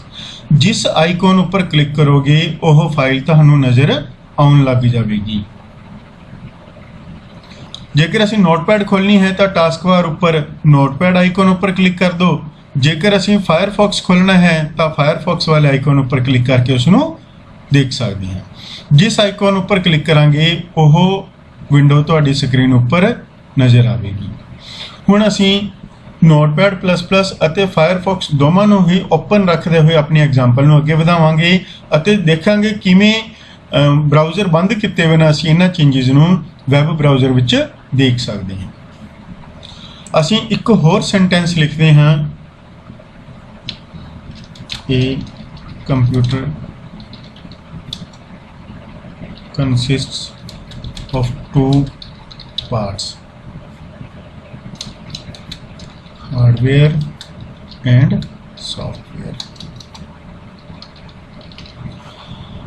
ਅਸੀਂ ਹੁਣ ਚਾਹੁੰਦੇ ਹਾਂ ਕਿ ਹਾਰਡਵੇਅਰ ਅਤੇ ਸੌਫਟਵੇਅਰ ਇਹ ਸਾਰੀ ਚੀਜ਼ ਅੰਡਰਲਾਈਨ ਸ਼ੋ ਹੋਵੇ, ਤਾਂ ਉਸ ਲਈ ਅਸੀਂ ਜਿੱਥੋਂ ਅੰਡਰਲਾਈਨ ਸ਼ੁਰੂ ਕਰਨੀ ਹੈ ਉੱਥੋਂ ਯੂ ਟੈਗ ਸ਼ੁਰੂ ਕਰਾਂਗੇ ਔਰ ਜਿੱਥੇ ਤੱਕ ਅੰਡਰਲਾਈਨ ਕਰਨੀ ਹੈ ਉੱਥੇ ਜਾ ਕੇ ਅਸੀਂ ਅੰਡਰਲਾਈਨ ਟੈਗ ਨੂੰ ਕਲੋਜ਼ ਕਰ ਦੇਵਾਂਗੇ। ਹੁਣ ਅਸੀਂ ਸਟ੍ਰਾਈਕ ਥ्रो जो टैग है एस टैग है जिसनूं कहने हैं ਅਸੀਂ ਉਸ ਦੀ ਵਰਤੋਂ ਕਰਾਂਗੇ। ਅਸੀਂ ਚਾਹੁੰਦੇ ਹਾਂ ਕਿ ਇਹ ਕੰਪਿਊਟਰ ਸ਼ਬਦ ਸਟ੍ਰਾਈਕ ਥ्रो ਟੈਗ ਨਾਲ ਕੰਮ ਕਰੇ। ਤਾਂ ਇਸ ਤੋਂ ਪਹਿਲਾਂ ਅਸੀਂ ਐਸ ਟੈਗ ਸ਼ੁਰੂ ਕੀਤਾ। ਤੁਸੀਂ ਇਸ ਵਿੱਚ ਕਿਸੇ ਟੈਗ ਨੂੰ ਛੋਟੇ ਜਾਂ ਬੜੇ ਅੱਖਰਾਂ ਵਿੱਚ ਕਿਵੇਂ ਮਰਜ਼ੀ ਲਿਖ ਸਕਦੇ ਹੋ, ਕੋਈ ਫਰਕ ਨਹੀਂ ਪਵੇਗਾ। ਐਸ ਟੈਗ ਸ਼ੁਰੂ ਅਤੇ ਬੰਦ ਕੀਤਾ। ਆਓ ਹੁਣ ਇਸ ਨੂੰ ਸੇਵ ਕਰਦੇ ਹਾਂ। ਜਦੋਂ ਹੀ ਅਸੀਂ ਇਸ ਵਿੱਚ ਚੇਂਜਸ ਕੀਤੀਆਂ ਤਾਂ ਇਸ ਦਾ ਆਈਕਨ ਰੈੱਡ ਹੋ ਗਿਆ। ਜਦੋਂ ਇਸ ਨੂੰ ਸੇਵ ਕਰਾਂਗੇ ਇਸ ਦਾ ਆਈਕਨ ਦੁਬਾਰਾ ਤੋਂ ਬਲੂ ਹੋ ਜਾਵੇਗਾ। ਇਸ ਦਾ ਮਤਲਬ ਹੈ ਇਸ ਵਿੱਚ ਚੇਂਜਸ ਕੀਤੀਆਂ ਸੀ ਜੋ ਉਹ ਸੇਵ ਹੋ ਚੁੱਕੀਆਂ ਹਨ। ਹੁਣ ਇਸ ਨੂੰ ਦੁਬਾਰਾ ਤੋਂ ਵੈਬ ਬਰਾਊਜ਼ਰ ਵਿੱਚ ਓਪਨ ਕਰਨ ਦੀ ਜ਼ਰੂਰਤ ਨਹੀਂ ਹੈ। ਸਾਡੇ ਕੋਲ ਵੈਬ ਬਰਾਊਜ਼ਰ ਪਹਿਲਾਂ ਹੀ ਓਪਨ ਹੈ, ਪਰੰਤੂ ਜੋ ਚੇਂਜਸ ਅਸੀਂ ਇਸ ਫਾਈਲ ਵਿੱਚ ਕੀਤੀਆਂ ਸੀ ਉਹ ਨਜ਼ਰ ਨਹੀਂ ਆ ਰਹੀਆਂ। ਇਸ ਵੈਬ ਪੇਜ ਨੂੰ ਉਹਨਾਂ ਚੇਂਜਸ ਮੁਤਾਬਕ ਅਪਡੇਟ ਕਰਨ ਲਈ ਸਾਨੂੰ ਇਸ ਵੈਬ ਪੇਜ ਨੂੰ ਰਿਫਰੈਸ਼ ਕਰਨਾ ਪਵੇਗਾ, ਜਿਸ ਲਈ ਅਸੀਂ ਇਸ ਦੇ ਟੂਲਬਾਰ ਉੱਪਰ ਮੌਜੂਦ ਰੀਲੋਡ ਕਮਾਂਡ ਜਾਂ ਕੰਟਰੋਲ ਆਰ ਜਾਂ ਕੀਬੋਰਡ ਤੋਂ ਫੰਕਸ਼ਨ ਕੀ F5 ਪ੍ਰੈਸ ਕਰਾਂਗੇ। ਜਦੋਂ ਅਸੀਂ F5 ਪ੍ਰੈਸ ਕੀਤੀ ਜਾਂ ਇਸ ਰੀਲੋਡ ਬਟਨ ਉੱਪਰ ਕਲਿੱਕ ਕਰਾਂਗੇ ਤਾਂ ਸਾਨੂੰ ਉਸ HTML ਡਾਕੂਮੈਂਟ ਵਿੱਚ ਕੀਤੀਆਂ ਚੇਂਜਸ ਇਸ ਵੈਬ ਪੇਜ ਵਿੱਚ ਨਜ਼ਰ ਆਉਣਗੀਆਂ। ਜਿਵੇਂ ਕਿ ਤੁਸੀਂ ਦੇਖ ਪਾ ਰਹੇ ਹੋ, ਇਹ ਪਹਿਲਾਂ ਦਾ ਹੀ ਲਿਖਿਆ ਹੋਇਆ ਹੈ ਅਤੇ ਫਾਰਮੈਟਿੰਗ ਪਹਿਲਾਂ ਅਨੁਸਾਰ ਹੀ ਹੈ। ਇਹ ਜੋ ਅਸੀਂ ਨਵੀਂ ਲਾਈਨ ਲਿਖੀ ਸੀ ਉਹ ਸਾਨੂੰ ਨਜ਼ਰ ਆ ਰਹੀ ਹੈ। ਇਹ ਇਫੈਕਟ ਸਟ੍ਰਾਈਕ ਥ्रो ਹੈ ਅਤੇ ਇਹ ਅੰਡਰਲਾਈਨ ਦਾ ਇਫੈਕਟ ਹੈ। ਇਸ ਤਰ੍ਹਾਂ ਅਸੀਂ 4 ਟੈਗਸ ਦੀ ਵਰਤੋਂ ਕਰਨੀ ਸਿੱਖ ਲਈ ਹੈ। HTML ਡਾਕੂਮੈਂਟ ਵਿੱਚ ਅਸੀਂ ਇਹ ਦੋਵੇਂ ਸੈਂਟੈਂਸ ਅਲੱਗ-ਅਲੱਗ ਲਾਈਨਾਂ ਵਿੱਚ ਲਿਖੇ ਸਨ, ਪਰੰਤੂ ਇਹ ਇੱਕੋ ਲਾਈਨ ਵਿੱਚ ਨਜ਼ਰ ਆ ਰਹੇ ਹਨ ਕਿਉਂਕਿ HTML ਵਿੱਚ ਸਾਨੂੰ ਲਾਈਨ ਚੇਂਜ ਕਰਨ ਲਈ ਵੀ ਕਮਾਂਡ ਲਿਖਣੀ ਪੈਂਦੀ ਹੈ। ਇਸ ਲਈ ਬਿਨਾਂ ਕਮਾਂਡ ਦੇ HTML ਨੇ ਉਸ ਲਾਈਨ ਨੂੰ ਚੇਂਜ ਨਹੀਂ ਕਰਨਾ। ਜਿਸ ਪੁਆਇੰਟ ਉੱਪਰ ਅਸੀਂ ਲਾਈਨ ਬਦਲਣਾ ਚਾਹੁੰਦੇ ਹਾਂ ਉੱਥੇ ਅਸੀਂ BR ਟੈਗ ਦੀ ਵਰਤੋਂ ਕਰਾਂਗੇ। BR ਜਦੋਂ ਅਸੀਂ BR ਲਿਖਿਆ ਤਾਂ ਇਸ ਪੁਆਇੰਟ ਤੇ ਵੈਬ ਬਰਾਊਜ਼ਰ ਨੇ ਲਾਈਨ ਨੂੰ ਬ੍ਰੇਕ ਕਰ ਦੇਣਾ ਹੈ, ਚੇਂਜ ਕਰ ਦੇਣਾ ਹੈ। ਅਸੀਂ ਜਦੋਂ ਇਹ ਬਦਲਾਵ ਕੀਤਾ ਉਸ ਤੋਂ ਬਾਅਦ ਫਾਈਲ ਨੂੰ ਫਿਰ ਤੋਂ ਸੇਵ ਕਰਾਂਗੇ, ਜਿਵੇਂ ਕਿ ਰੈੱਡ ਸ਼ੋ ਹੋ ਰਿਹਾ ਹੈ। ਸੇਵ ਕਰਾਂਗੇ, ਇਹ ਫਾਈਲ ਸੇਵ ਹੋ ਚੁੱਕੀ। ਹੁਣ ਫਿਰ ਵੈਬ ਬਰਾਊਜ਼ਰ ਉੱਪਰ ਕਲਿੱਕ ਕਰਾਂਗੇ, ਟਾਸਕ ਬਾਰ ਉੱਪਰ ਵੈਬ ਬਰਾਊਜ਼ਰ ਉੱਪਰ ਕਲਿੱਕ ਕਰਾਂਗੇ ਅਤੇ ਵੈਬ ਬਰਾਊਜ਼ਰ ਨੂੰ ਓਪਨ ਕਰਾਂਗੇ। ਹੁਣ ਅਸੀਂ ਇਸ ਰੀਲੋਡ ਬਟਨ ਉੱਪਰ ਜਾਂ ਰੀਫਰੈਸ਼ ਬਟਨ ਉੱਪਰ ਕਲਿੱਕ ਕਰਾਂਗੇ ਜਾਂ ਕੀਬੋਰਡ ਤੋਂ F5 ਕੀ ਦੀ ਵਰਤੋਂ ਕਰਦੇ ਹੋਏ ਇਸ ਨੂੰ ਰਿਫਰੈਸ਼ ਕਰਾਂਗੇ, ਇਸ ਵੈਬ ਪੇਜ ਨੂੰ ਅਪਡੇਟ ਕਰਾਂਗੇ। ਆਓ ਦੇਖਦੇ ਹਾਂ ਕੀ ਹੋਵੇਗਾ ਜਦੋਂ ਇਸ ਰੀਲੋਡ ਬਟਨ ਉੱਪਰ ਕਲਿੱਕ ਕੀਤਾ ਜਾਵੇਗਾ। ਇਹ ਦੇਖੋ HTML ਡਾਕੂਮੈਂਟ ਵਿੱਚ ਕੀਤੇ ਗਏ ਬਦਲਾਵ ਹੁਣ ਤੁਹਾਨੂੰ ਇੱਧਰ ਰੀਲੋਡ ਕਰਨ ਉਪਰੰਤ ਦਿਖਾਈ ਦੇ ਰਹੇ ਹਨ। ਤਾਂ ਇੱਕ ਬੇਸਿਕ ਚੀਜ਼ ਧਿਆਨ ਰੱਖਿਓ, HTML ਡਾਕੂਮੈਂਟ ਵਿੱਚ ਜਦੋਂ ਵੀ ਤੁਸੀਂ ਕੋਈ ਬਦਲਾਵ ਕਰੋਗੇ ਉਹਨਾਂ ਬਦਲਾਵਾਂ ਨੂੰ ਪਹਿਲਾਂ Notepad++ ਵਿੱਚ ਜਾਂ ਨੋਟਪੈਡ ਵਿੱਚ ਜਿਸ ਵਿੱਚ ਵੀ ਤੁਸੀਂ ਟਾਈਪ ਕਰ ਰਹੇ ਹੋ ਪਹਿਲਾਂ ਉਸ ਨੂੰ ਸੇਵ ਕਰੋਗੇ। ਫਿਰ ਜੋ ਪਹਿਲਾਂ ਤੋਂ ਹੀ ਖੁੱਲਿਆ ਹੋਇਆ ਵੈਬ ਬਰਾਊਜ਼ਰ ਹੈ ਉਸ ਵਿੱਚ ਆ ਕੇ ਤੁਸੀਂ ਉਸ ਵੈਬ ਪੇਜ ਨੂੰ ਅਪਡੇਟ ਕਰਨ ਲਈ ਉਸ ਨੂੰ ਰੀਫਰੈਸ਼ ਕਰੋਗੇ ਜਾਂ ਰੀਲੋਡ ਕਰੋਗੇ, ਜਿਸ ਲਈ ਤੁਸੀਂ ਕੀਬੋਰਡ ਤੋਂ F5 ਬਟਨ ਵੀ ਪ੍ਰੈਸ ਕਰ ਸਕਦੇ ਹੋ। F5 ਇੱਕ ਫੰਕਸ਼ਨ ਕੀ ਹੈ, F5 ਫੰਕਸ਼ਨ ਕੀ ਦੀ ਵਰਤੋਂ ਵੀ ਕਰ ਸਕਦੇ ਹੋ ਜਾਂ ਇਸ ਵੈਬ ਬਰਾਊਜ਼ਰ ਦੇ ਟੂਲ ਬਾਰ ਤੋਂ ਰੀਲੋਡ ਜਾਂ ਰੀਫਰੈਸ਼ ਨਾਮ ਦੇ ਬਟਨ ਨੂੰ ਕਲਿੱਕ ਕਰਕੇ ਵੀ ਇਸ ਨੂੰ ਅਪਡੇਟ ਕਰ ਸਕਦੇ ਹੋ ਅਤੇ ਡਾਕੂਮੈਂਟ ਵਿੱਚ ਕੀਤੇ ਗਏ ਬਦਲਾਵ ਨੂੰ ਆਸਾਨੀ ਨਾਲ ਇਸ ਵੈਬ ਪੇਜ ਵਿੱਚ ਦੇਖ ਸਕਦੇ ਹੋ। ਆਓ ਦੁਬਾਰਾ ਤੋਂ Notepad++ ਵਿੱਚ ਬਣਾਏ ਗਏ HTML ਡਾਕੂਮੈਂਟ ਨੂੰ ਦੇਖਦੇ ਹਾਂ, ਖੋਲ੍ਹਦੇ ਹਾਂ ਅਤੇ ਉਸ ਵਿੱਚ ਹੁਣ ਬਾਕੀ ਦੋ ਰਹਿੰਦੇ ਟੈਗ ਨੇ ਜੋ ਸਬਸਕ੍ਰਿਪਟ ਅਤੇ ਸੁਪਰਸਕ੍ਰਿਪਟ, ਉਹਨਾਂ ਦੀ ਵਰਤੋਂ ਵੀ ਕਰਕੇ ਦੇਖਦੇ ਹਾਂ। ਜਿਵੇਂ ਕਿ ਸਾਨੂੰ ਪਤਾ ਹੈ ਕਿ ਵਾਟਰ ਨੂੰ ਕੈਮਿਸਟਰੀ ਵਿਸ਼ੇ ਵਿੱਚ H2O ਸਿੰਬਲ ਨਾਲ ਦਰਸਾਇਆ ਜਾਂਦਾ ਹੈ। H2O 2 ਹੈ ਜੋ ਉਹ ਪੈਰ ਦੇ ਵਿੱਚ H ਦੇ ਪੈਰ ਵਿੱਚ ਲਿਖਿਆ ਜਾਂਦਾ ਹੈ। ਤਾਂ ਉਹ ਚੀਜ਼ ਅਸੀਂ ਕਿਵੇਂ ਬਣਾਵਾਂਗੇ? ਤਾਂ ਸਭ ਤੋਂ ਪਹਿਲਾਂ ਅਸੀਂ H2O ਲਿਖਿਆ ਅਤੇ ਇਸ ਤੋਂ ਪਹਿਲੇ ਵਾਲੀ ਲਾਈਨ ਨੂੰ ਐਂਡ ਵਿੱਚ ਆ ਕੇ ਬ੍ਰੇਕ ਕਰ ਰਹੇ ਹਾਂ BR ਲਗਾ ਕੇ। ਤਾਂ ਕਿ H2O ਹੈ ਜੋ ਉਹ ਅਲੱਗ ਲਾਈਨ ਵਿੱਚ ਨਜ਼ਰ ਆਵੇ। ਜੇਕਰ ਅਸੀਂ ਇਸ ਵੈਬ ਪੇਜ ਦੀ ਆਊਟਪੁੱਟ ਨੂੰ ਐਜ਼ ਇਟ ਇਜ਼ ਸੇਵ ਕਰਕੇ ਦੇਖਾਂਗੇ ਤਾਂ ਸਾਨੂੰ H2O ਐਜ਼ ਇਟ ਇਜ਼ ਨਜ਼ਰ ਆਵੇਗਾ। ਜਿਵੇਂ ਕਿ ਰੀਲੋਡ ਕੀਤਾ, H2O ਐਜ਼ ਇਟ ਇਜ਼ ਨਜ਼ਰ ਆ ਰਿਹਾ ਹੈ। ਪਰੰਤੂ ਅਸੀਂ ਚਾਹੁੰਦੇ ਹਾਂ ਕਿ ਇਹ 2 ਇਸ ਦੇ ਪੈਰ ਵਿੱਚ ਸਬਸਕ੍ਰਿਪਟ ਦੇ ਤੌਰ ਤੇ ਨਜ਼ਰ ਆਵੇ, ਤਾਂ ਅਸੀਂ ਇਸ 2 ਨੂੰ ਸਬ ਟੈਗ ਦੇ ਵਿੱਚ ਲਿਖ ਦੇਵਾਂਗੇ। ਸਬਸਕ੍ਰਿਪਟ ਇੱਥੋਂ ਸ਼ੁਰੂ ਹੋਇਆ ਤੇ ਇੱਥੇ ਬੰਦ ਕਰ ਦਿੱਤਾ ਗਿਆ। ਇਸ ਤਰ੍ਹਾਂ ਜੋ ਡਿਜਿਟ 2 ਹੈ ਉਸ ਨੂੰ ਅਸੀਂ ਸਬਸਕ੍ਰਿਪਟ ਦੇ ਤੌਰ ਤੇ ਦਰਸਾਉਣਾ ਚਾਹੁੰਦੇ ਹਾਂ ਤਾਂ ਉਸ ਨੂੰ ਅਸੀਂ ਸਬ ਟੈਗ ਦੇ ਵਿਚਕਾਰ ਲਿਖ ਦਿੱਤਾ। ਇਸੇ ਤਰ੍ਹਾਂ ਜੇਕਰ ਅਸੀਂ x ਦੀ ਪਾਵਰ 2 y ਲਿਖਣਾ ਚਾਹੁੰਦੇ ਹਾਂ ਤਾਂ ਪਾਵਰ ਬਣਾਉਣ ਲਈ ਇਸ 2 ਨੂੰ ਅਸੀਂ ਕਿਸ ਟੈਗ ਵਿੱਚ ਲਿਖਾਂਗੇ?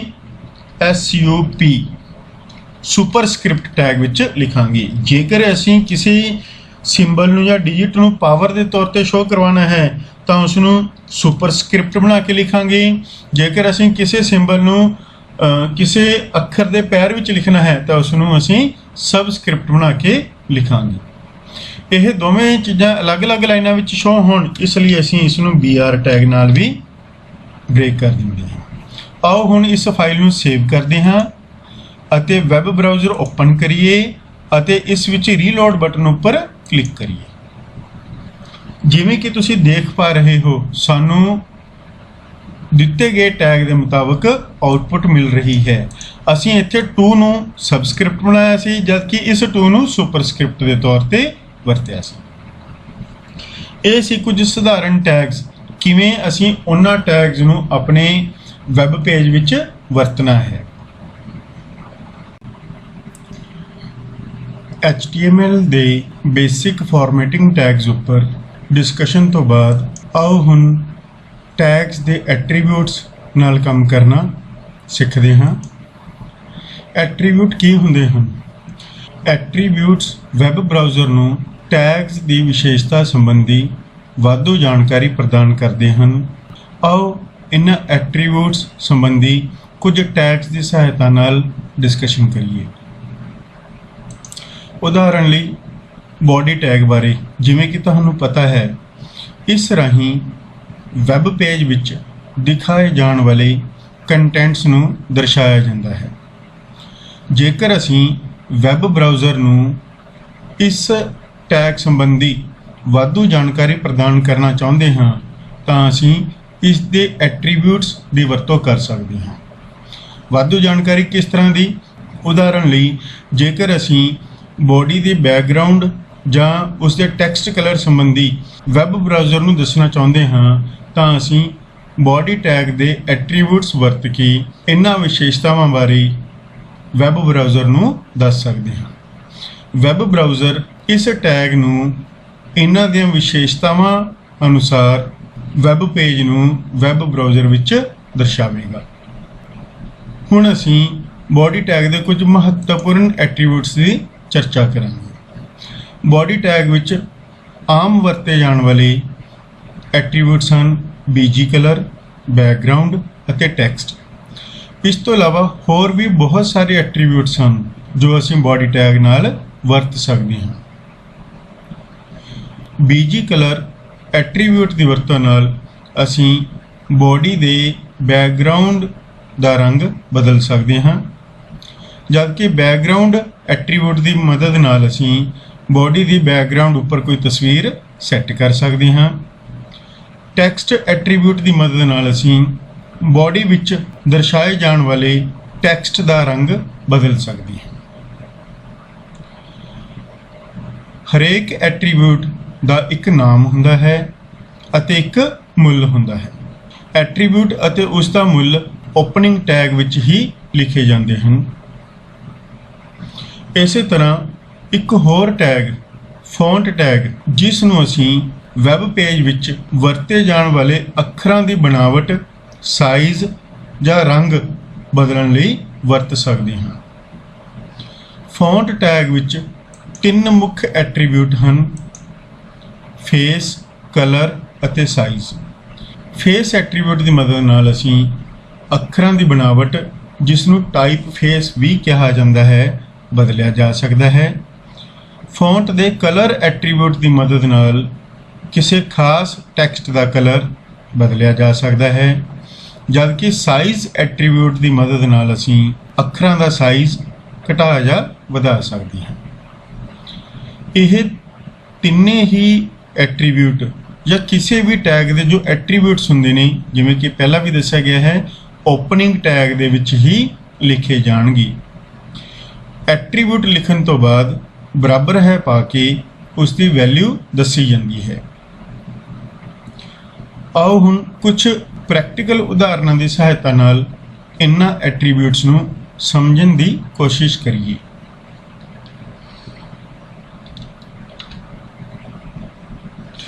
ਇਹ ਸਾਡੀ ਪਿਛਲੀ ਐਗਜ਼ਾਮਪਲ। ਅਸੀਂ ਹੁਣ ਨਵੀਂ ਫਾਈਲ ਬਣਾਵਾਂਗੇ। ਨਵੀਂ ਫਾਈਲ ਬਣਾਉਣ ਤੋਂ ਪਹਿਲਾਂ ਅਸੀਂ ਇੱਕ ਹੋਰ ਮਹੱਤਵਪੂਰਨ ਗੱਲ ਤੁਹਾਨੂੰ ਦੱਸਣਾ ਚਾਹੁੰਦੇ ਹਾਂ। ਅਸੀਂ ਫਿਲਹਾਲ ਇਸ ਨੋਟਪੈਡ ਵਿੰਡੋ ਜੋ ਪਹਿਲਾਂ ਤੋਂ ਖੁੱਲੀ ਹੋਈ ਸੀ, ਜਿਸ ਵਿੱਚ ਅਸੀਂ ਪਿਛਲਾ ਟੈਸਟ 3 ਪ੍ਰੋਗਰਾਮ ਬਣਾਇਆ ਸੀ, ਉਸ ਨੂੰ ਬੰਦ ਕਰ ਰਹੇ ਹਾਂ। ਇਸ ਵਿੱਚ ਜੋ ਵੈਬ ਬਰਾਊਜ਼ਰ ਸੀ ਉਹ ਵੀ ਬੰਦ ਕਰ ਰਹੇ ਹਾਂ।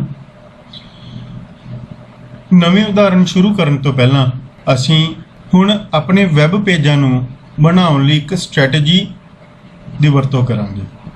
ਹੁਣ ਅਸੀਂ ਆਪਣੀਆਂ ਫਾਈਲਾਂ ਡੈਸਕਟਾਪ ਉੱਪਰ ਸਿੱਧੇ ਨਹੀਂ ਰੱਖਾਂਗੇ।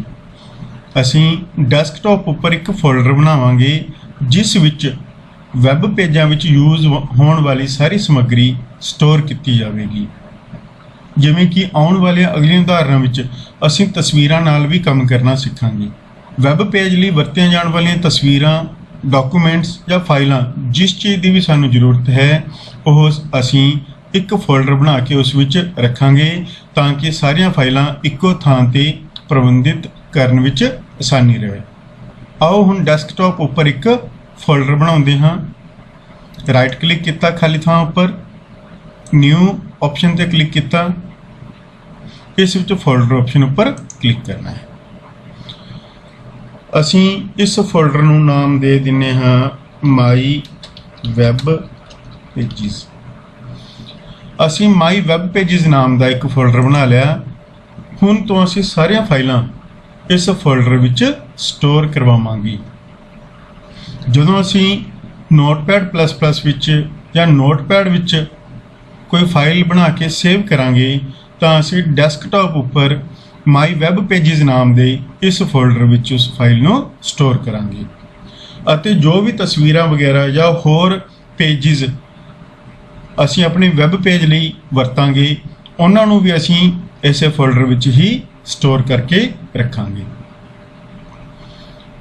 ਆਓ ਹੁਣ ਨੋਟਪੈਡ++ ਖੋਲ੍ਹਦੇ ਹਾਂ।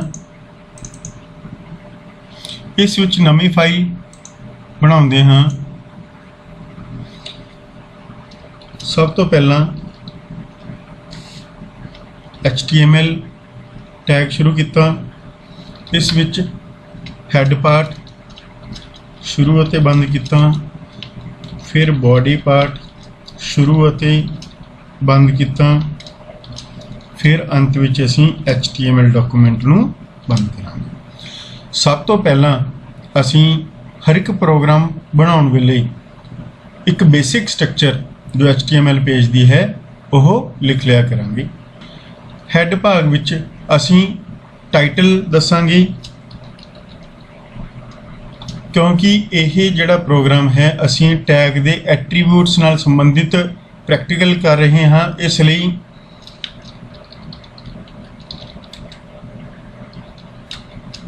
ਇਸ ਦਾ ਟਾਈਟਲ ਅਸੀਂ ਐਟਰੀਬਿਊਟਸ ਆਫ ਟੈਗਸ ਦੇ ਰਹੇ ਹਾਂ।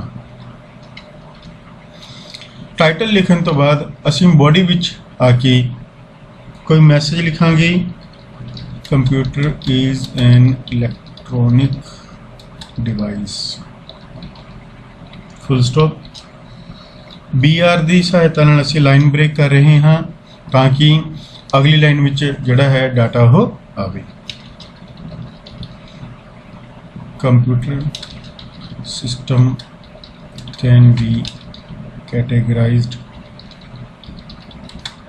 into two main components: hardware and software. ਅਸੀਂ ਬੋਡੀ ਵਿੱਚ ਕੁਝ ਟੈਕਸਟ ਟਾਈਪ ਕੀਤਾ ਹੈ ਜੋ ਸਾਨੂੰ ਵੈਬ ਪੇਜ ਦੇ ਕੰਟੈਂਟ ਦੇ ਤੌਰ ਤੇ ਦਿਖਾਈ ਦੇਵੇਗਾ। ਆਓ ਹੁਣ ਅਸੀਂ ਬੋਡੀ ਟੈਗ ਦੇ ਐਟਰੀਬਿਊਟ ਸੰਬੰਧੀ ਡਿਸਕਸ਼ਨ ਕਰਦੇ ਹਾਂ। ਇਸ ਤੋਂ ਪਹਿਲਾਂ ਅਸੀਂ ਇਸ ਫਾਈਲ ਨੂੰ ਸੇਵ ਕਰਕੇ ਇੱਕ ਵਾਰੀ ਰਨ ਕਰਕੇ ਦੇਖ ਲਈਏ। ਸੇਵ ਕਰਨ ਲਈ ਅਸੀਂ ਸੇਵ ਬਟਨ ਉੱਪਰ ਕਲਿੱਕ ਕੀਤਾ। ਹੁਣ ਅਸੀਂ ਡੈਸਕਟਾਪ ਉੱਪਰ ਜੋ ਫੋਲਡਰ ਬਣਾਇਆ ਹੈ ਉਸ ਵਿੱਚ ਫਾਈਲ ਨੂੰ ਸੇਵ ਕਰਾਂਗੇ। ਜਿਵੇਂ ਤੁਸੀਂ ਦੇਖ ਪਾ ਰਹੇ ਹੋ, ਮਾਈ ਵੈਬ ਪੇਜਿਸ ਨਾਮ ਦਾ ਫੋਲਡਰ ਤੁਹਾਨੂੰ ਡੈਸਕਟਾਪ ਉੱਪਰ ਨਜ਼ਰ ਆ ਰਿਹਾ ਹੈ। ਇਸ ਫੋਲਡਰ ਨੂੰ ਖੋਲ੍ਹਣ ਲਈ ਇਸ ਉੱਪਰ ਡਬਲ ਕਲਿੱਕ ਕਰੋ। ਹੁਣ ਸਾਡਾ ਮਾਈ ਵੈਬ ਪੇਜਿਸ ਨਾਮ ਦਾ ਫੋਲਡਰ ਓਪਨ ਹੋ ਚੁੱਕਿਆ ਹੈ। ਹੁਣ ਜੋ ਵੀ ਫਾਈਲ ਅਸੀਂ ਬਣਾਉਣਾ ਚਾਹੁੰਦੇ ਹਾਂ, test4 ਡਾਟ ਟਾਈਪ ਕਰਕੇ ਕੀ ਲਿਖਾਂਗੇ, ਐਕਸਟੈਂਸ਼ਨ ਨੇਮ। ਕੀ ਐਕਸਟੈਂਸ਼ਨ ਵਰਤੀ ਜਾਂਦੀ ਹੈ, HTML। ਉਸ ਤੋਂ ਬਾਅਦ ਅਸੀਂ ਸੇਵ ਬਟਨ ਤੇ ਕਲਿੱਕ ਕਰ ਦੇਵਾਂਗੇ। ਹੁਣ ਇਸ ਨੂੰ ਰਨ ਕਰਨ ਲਈ ਅਸੀਂ ਵਿਊ ਵਿੱਚ ਵਿਊ ਕਰੰਟ ਫਾਈਲ ਇਨ ਫਾਇਰਫੌਕਸ ਓਪਨ ਕਰਾਂਗੇ। ਦੇਖੋ ਟਾਈਟਲ ਅਤੇ ਜੋ ਬੋਡੀ ਦੇ ਮੇਨ ਕੰਟੈਂਟ ਸੀ ਉਹ ਸਾਨੂੰ ਦਿਖਾਈ ਦੇ ਰਹੇ ਹਨ। ਆਓ ਹੁਣ ਬੋਡੀ ਦੇ ਐਟਰੀਬਿਊਟਸ ਦੀ ਵਰਤੋਂ ਕਰਦੇ ਹੋਏ ਅਸੀਂ ਵੈਬ ਬਰਾਊਜ਼ਰ ਨੂੰ ਬੋਡੀ ਟੈਗ ਸੰਬੰਧੀ ਐਡੀਸ਼ਨਲ ਜਾਣਕਾਰੀ ਪ੍ਰਦਾਨ ਕਰੀਏ ਤਾਂ ਕਿ ਬੋਡੀ ਟੈਗ ਦੀਆਂ ਵਿਸ਼ੇਸ਼ਤਾਵਾਂ ਦੇ ਅਨੁਸਾਰ ਵੈਬ ਬਰਾਊਜ਼ਰ ਸਾਨੂੰ ਉਹ ਕੰਟੈਂਟ ਸ਼ੋ ਕਰੇ। ਅਸੀਂ ਨੋਟਪੈਡ ਉੱਪਰ ਕਲਿੱਕ ਕਰਾਂਗੇ, ਨੋਟਪੈਡ ਖੁੱਲ੍ਹੇਗੀ। ਇਸ ਵਿੱਚ ਅਸੀਂ ਚਾਹੁੰਦੇ ਹਾਂ ਕਿ ਜੋ ਬੋਡੀ ਦੀ ਬੈਕਗਰਾਉਂਡ ਹੈ ਉਹ ਬਲੈਕ ਕਲਰ ਵਿੱਚ ਆਵੇ ਅਤੇ ਜਿਹੜੇ ਅੱਖਰ ਲਿਖੇ ਹੋਏ ਨੇ ਉਹ ਯੈਲੋ ਕਲਰ ਵਿੱਚ ਆਉਣ। ਇਸ ਗੱਲ ਤੋਂ ਤੁਸੀਂ ਸਮਝ ਗਏ ਹੋਵੋਗੇ ਕਿ ਐਟਰੀਬਿਊਟ ਬੋਡੀ ਨੂੰ ਕਿਵੇਂ ਦਰਸਾਉਣਾ ਹੈ। ਇਹ ਚੀਜ਼ ਵੈਬ ਬਰਾਊਜ਼ਰ ਨੂੰ ਦੱਸਦੇ ਹਨ। ਜਿਵੇਂ BG ਕਲਰ ਜਿਵੇਂ ਅਸੀਂ ਹੁਣੇ ਡਿਸਕਸ ਕਰਕੇ ਹਟੇ ਹਾਂ। BG ਕਲਰ ਦੀ ਸਹਾਇਤਾ ਨਾਲ ਅਸੀਂ ਬੋਡੀ ਦਾ ਬੈਕਗਰਾਉਂਡ ਕਲਰ ਚੇਂਜ ਕਰ ਸਕਦੇ ਹਾਂ। ਬਰਾਬਰ ਹੈ ਪਾ ਕੇ ਜੋ ਵੀ ਮੁੱਲ ਤੁਸੀਂ ਇਸ ਨੂੰ ਦੇਣਾ ਚਾਹੁੰਦੇ ਹੋ ਉਹ ਡਬਲ ਕੋਮਿਆਂ ਦੀ ਸਹਾਇਤਾ ਨਾਲ ਇਸ ਨੂੰ ਦੇ ਸਕਦੇ ਹੋ। ਡਬਲ ਕੋਮਿਆਂ ਵਿੱਚ ਤੁਸੀਂ ਮੁੱਲ ਲਿਖਣਾ ਹੈ। ਕਲਰ ਦਾ ਨਾਮ ਕੀ ਲਿਖਾਂਗੇ ਅਸੀਂ? ਇੱਥੇ ਅਸੀਂ ਬੋਡੀ ਟੈਗ ਨੂੰ ਵਰਤਿਆ ਹੈ।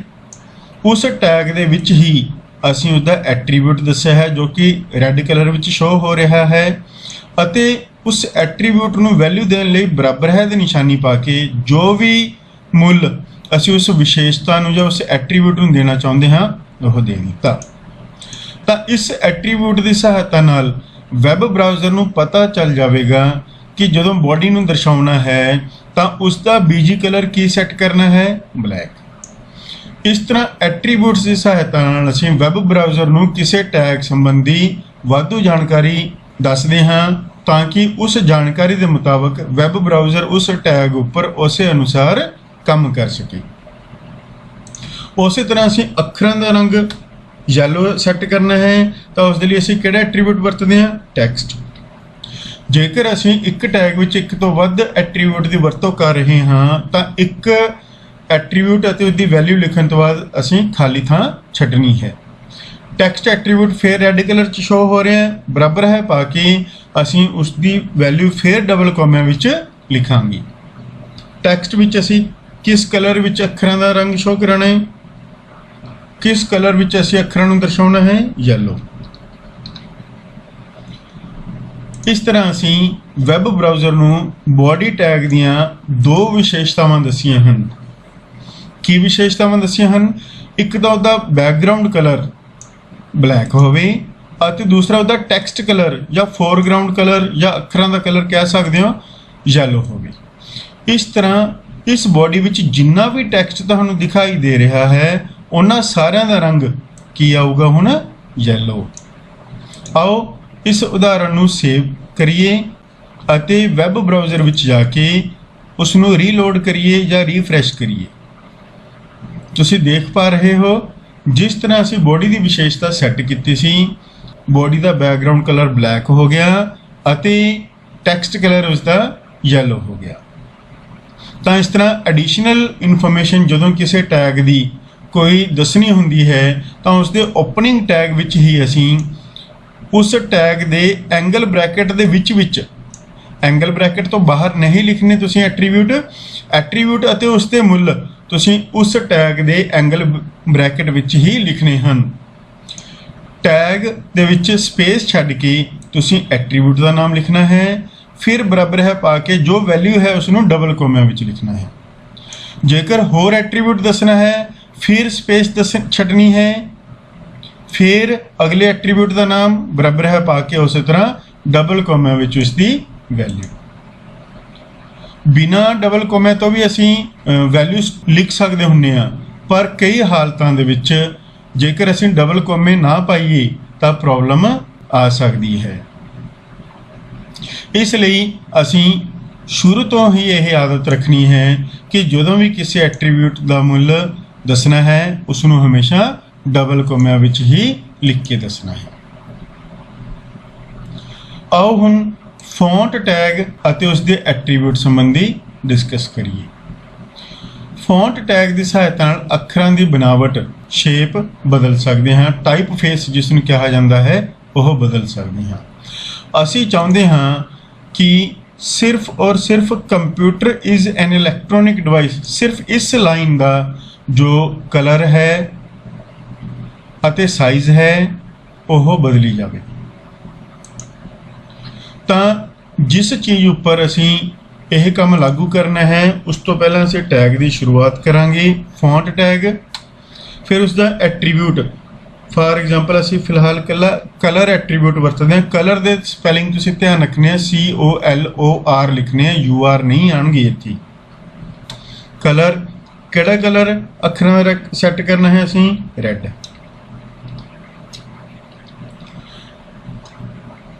ਉਸ ਤੋਂ ਬਾਅਦ ਅਸੀਂ ਇਸ ਟੈਗ ਨੂੰ ਬੰਦ ਕਰ ਰਹੇ ਹਾਂ। ਅਸੀਂ ਫੌਂਟ ਟੈਗ ਦਾ ਸਿਰਫ ਇੱਕੋ ਹੀ ਐਟਰੀਬਿਊਟ ਇੱਥੇ ਦੱਸਣਾ ਚਾਹੁੰਦੇ ਹਾਂ। ਅਸੀਂ ਚਾਹੁੰਦੇ ਹਾਂ ਕਿ ਇਸ ਖਾਸ ਟੈਕਸਟ ਦਾ ਕਲਰ ਹੀ ਬਦਲਿਆ ਜਾਵੇ, ਤਾਂ ਇਸ ਲਈ ਅਸੀਂ ਇਸ ਟੈਕਸਟ ਤੋਂ ਪਹਿਲਾਂ ਫੌਂਟ ਟੈਗ ਸ਼ੁਰੂ ਕੀਤਾ ਅਤੇ ਇਸ ਟੈਕਸਟ ਤੋਂ ਬਾਅਦ ਫੌਂਟ ਟੈਗ ਨੂੰ ਬੰਦ ਕਰ ਦਿੱਤਾ। ਔਰ ਇਸ ਟੈਗ ਦੀ ਵਰਤੋਂ ਨਾਲ ਅਸੀਂ ਸਿਰਫ ਇੱਕੋ ਹੀ ਐਟਰੀਬਿਊਟ ਦੱਸ ਰਹੇ ਹਾਂ ਕਿ ਅਸੀਂ ਇਸ ਦਾ ਕੇਵਲ ਕਲਰ ਬਦਲਣਾ ਚਾਹੁੰਦੇ ਹਾਂ। ਆਓ ਇਸ ਨੂੰ ਸੇਵ ਕਰੀਏ ਅਤੇ ਵੈਬ ਬਰਾਊਜ਼ਰ ਉੱਪਰ ਕਲਿੱਕ ਕਰਕੇ ਇਸ ਨੂੰ ਰਿਫਰੈਸ਼ ਕਰੀਏ।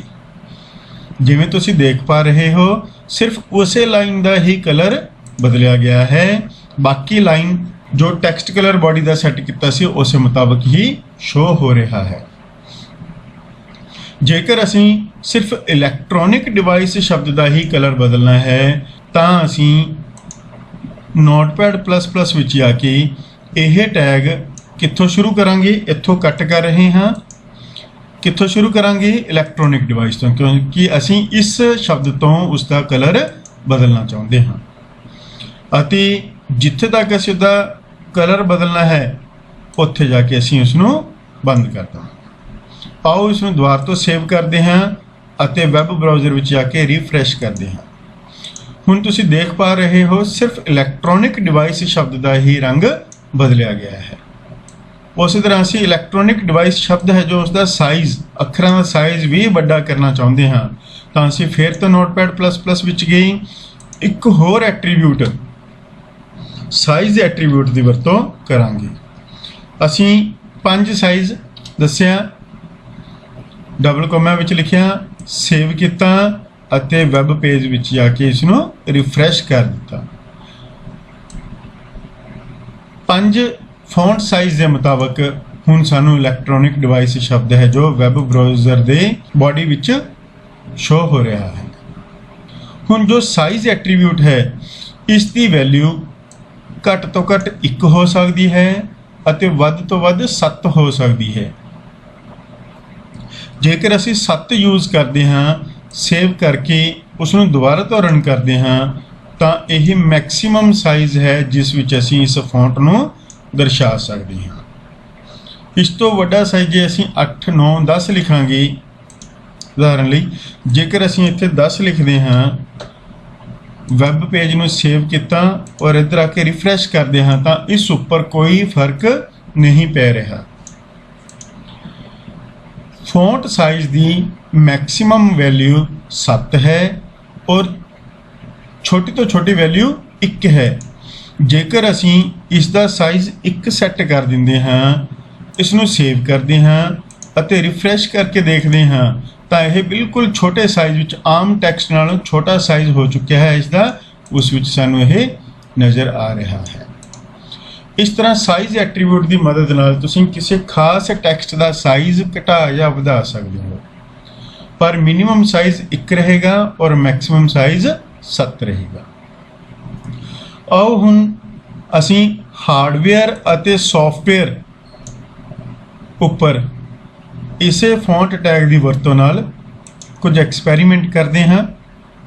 ਹਾਰਡਵੇਅਰ ਅਤੇ ਸੌਫਟਵੇਅਰ, ਅਸੀਂ ਚਾਹੁੰਦੇ ਹਾਂ ਕਿ ਇਸ ਦਾ ਜੋ ਟਾਈਪ ਫੇਸ ਹੈ ਉਹ ਏਰੀਅਲ ਬਣ ਜਾਵੇ, ਇਹਦਾ ਸਾਈਜ਼ 5 ਹੋ ਜਾਵੇ ਅਤੇ ਇਸ ਦਾ ਕਲਰ ਗ੍ਰੀਨ ਹੋ ਜਾਵੇ। ਤਾਂ ਇਸ ਟੈਗ ਤੋਂ ਪਹਿਲਾਂ ਅਸੀਂ ਫੌਂਟ ਟੈਗ ਦੀ ਵਰਤੋਂ ਕਰਾਂਗੇ। ਕੋਈ ਵੀ ਟੈਗ ਪੂਰੇ ਵੈਬ ਪੇਜ ਵਿੱਚ ਕਿੰਨੇ ਮਰਜ਼ੀ ਵਾਰ ਅਸੀਂ ਵਰਤ ਸਕਦੇ ਹਾਂ, ਇਹ ਸਾਡੀ ਜ਼ਰੂਰਤ ਉੱਪਰ ਡਿਪੈਂਡ ਕਰਦਾ ਹੈ। ਜਿਸ ਟੈਗ ਦੀ ਜ਼ਰੂਰਤ ਜਿਸ ਥਾਂ ਤੇ ਹੋਵੇ ਉਸ ਥਾਂ ਉੱਪਰ ਅਸੀਂ ਇਹਨਾਂ ਟੈਗਸ ਦੀ ਵਰਤੋਂ ਕਰ ਸਕਦੇ ਹਾਂ।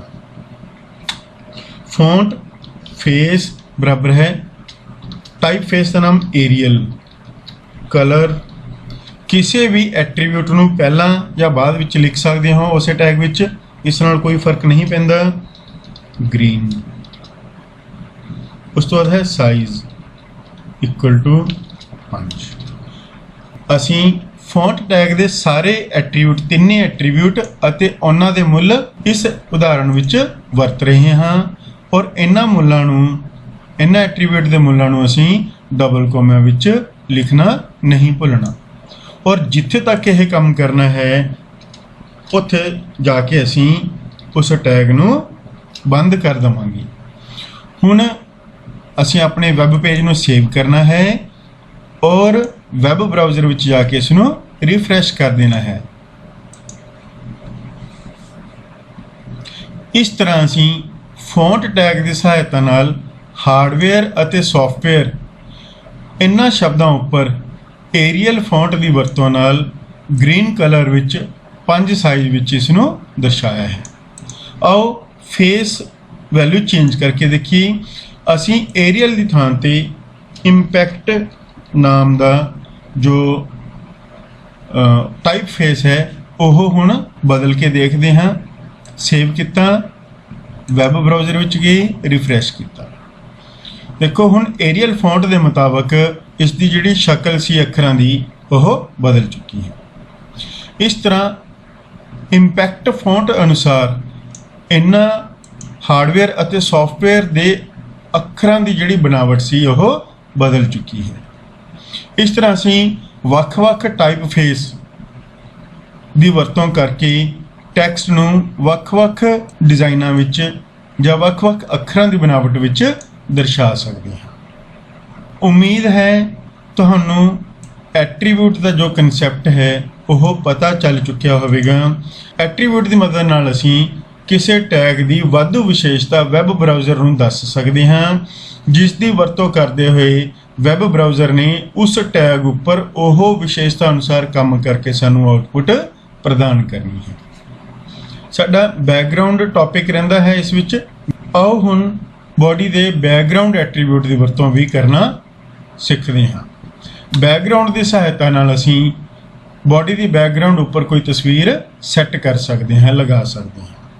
ਇਸ ਲਈ ਸਭ ਤੋਂ ਪਹਿਲਾਂ ਸਾਨੂੰ ਉਹ ਤਸਵੀਰ ਇਸ ਮਾਈ ਵੈਬ ਪੇਜਿਸ ਨਾਮ ਦੇ ਫੋਲਡਰ ਵਿੱਚ ਲਿਆ ਕੇ ਰੱਖਣੀ ਪਵੇਗੀ, ਜਿਸ ਨੂੰ ਅਸੀਂ ਵੈਬ ਪੇਜ ਦੇ ਬੈਕਗ੍ਰਾਉਂਡ ਉੱਪਰ ਵਰਤਣਾ ਚਾਹੁੰਦੇ ਹਾਂ। ਆਓ ਹੁਣ ਕੁਝ ਤਸਵੀਰਾਂ ਜੋ ਅਸੀਂ ਆਪਣੇ ਵੈਬ ਪੇਜ ਵਿੱਚ ਵਰਤਣਾ ਚਾਹੁੰਦੇ ਹਾਂ ਉਹਨਾਂ ਨੂੰ ਇਸ ਮਾਈ ਵੈਬ ਪੇਜਿਸ ਨਾਮ ਦੇ ਫੋਲਡਰ ਵਿੱਚ ਰੱਖੀਏ। ਸਭ ਤੋਂ ਪਹਿਲਾਂ ਵਿੰਡੋ ਐਕਸਪਲੋਰਰ ਖੋਲ੍ਹ ਕੇ ਅਸੀਂ ਕੁਝ ਤਸਵੀਰਾਂ, ਉਦਾਹਰਣ ਲਈ ਮੇਰੇ ਕੋਲ ਪਿਕਚਰਸ ਫੋਲਡਰ ਵਿੱਚ ਕੁਝ ਤਸਵੀਰਾਂ ਪਈਆਂ ਹਨ। ਇਹਨਾਂ ਤਸਵੀਰਾਂ ਨੂੰ ਮੈਂ ਕਾਪੀ ਕਰਕੇ ਆਪਣੇ ਮਾਈ ਵੈਬ ਪੇਜਿਸ ਨਾਮ ਦੇ ਫੋਲਡਰ ਵਿੱਚ ਲੈ ਆਉਂਦਾ ਹਾਂ। ਇੱਥੇ ਮੈਂ ਪੇਸਟ ਕਰੂੰਗਾ। ਇਸ ਤਰ੍ਹਾਂ ਚਾਰੇ ਤਸਵੀਰਾਂ ਮੇਰੇ ਕੋਲ ਇਸ ਫੋਲਡਰ ਵਿੱਚ ਆ ਗਈਆਂ, ਪਰ ਇਹਨਾਂ ਦੇ ਜੋ ਨਾਮ ਹਨ ਉਹ ਕਾਫੀ ਵੱਡੇ ਹਨ। ਜਦੋਂ ਅਸੀਂ ਕਿਸੇ ਤਸਵੀਰ ਦੀ ਵਰਤੋਂ ਵੈਬ ਪੇਜ ਵਿੱਚ ਕਰਨੀ ਹੈ ਤਾਂ ਅਸੀਂ ਇਹਨਾਂ ਦਾ ਨਾਮ ਅਤੇ ਜੋ ਇਹਨਾਂ ਦੀ ਟਾਈਪ ਹੈ JPG, ਇਹ ਕਿਸ ਕਿਸਮ ਦੀਆਂ ਤਸਵੀਰ ਫਾਈਲਾਂ ਨੇ? JPG।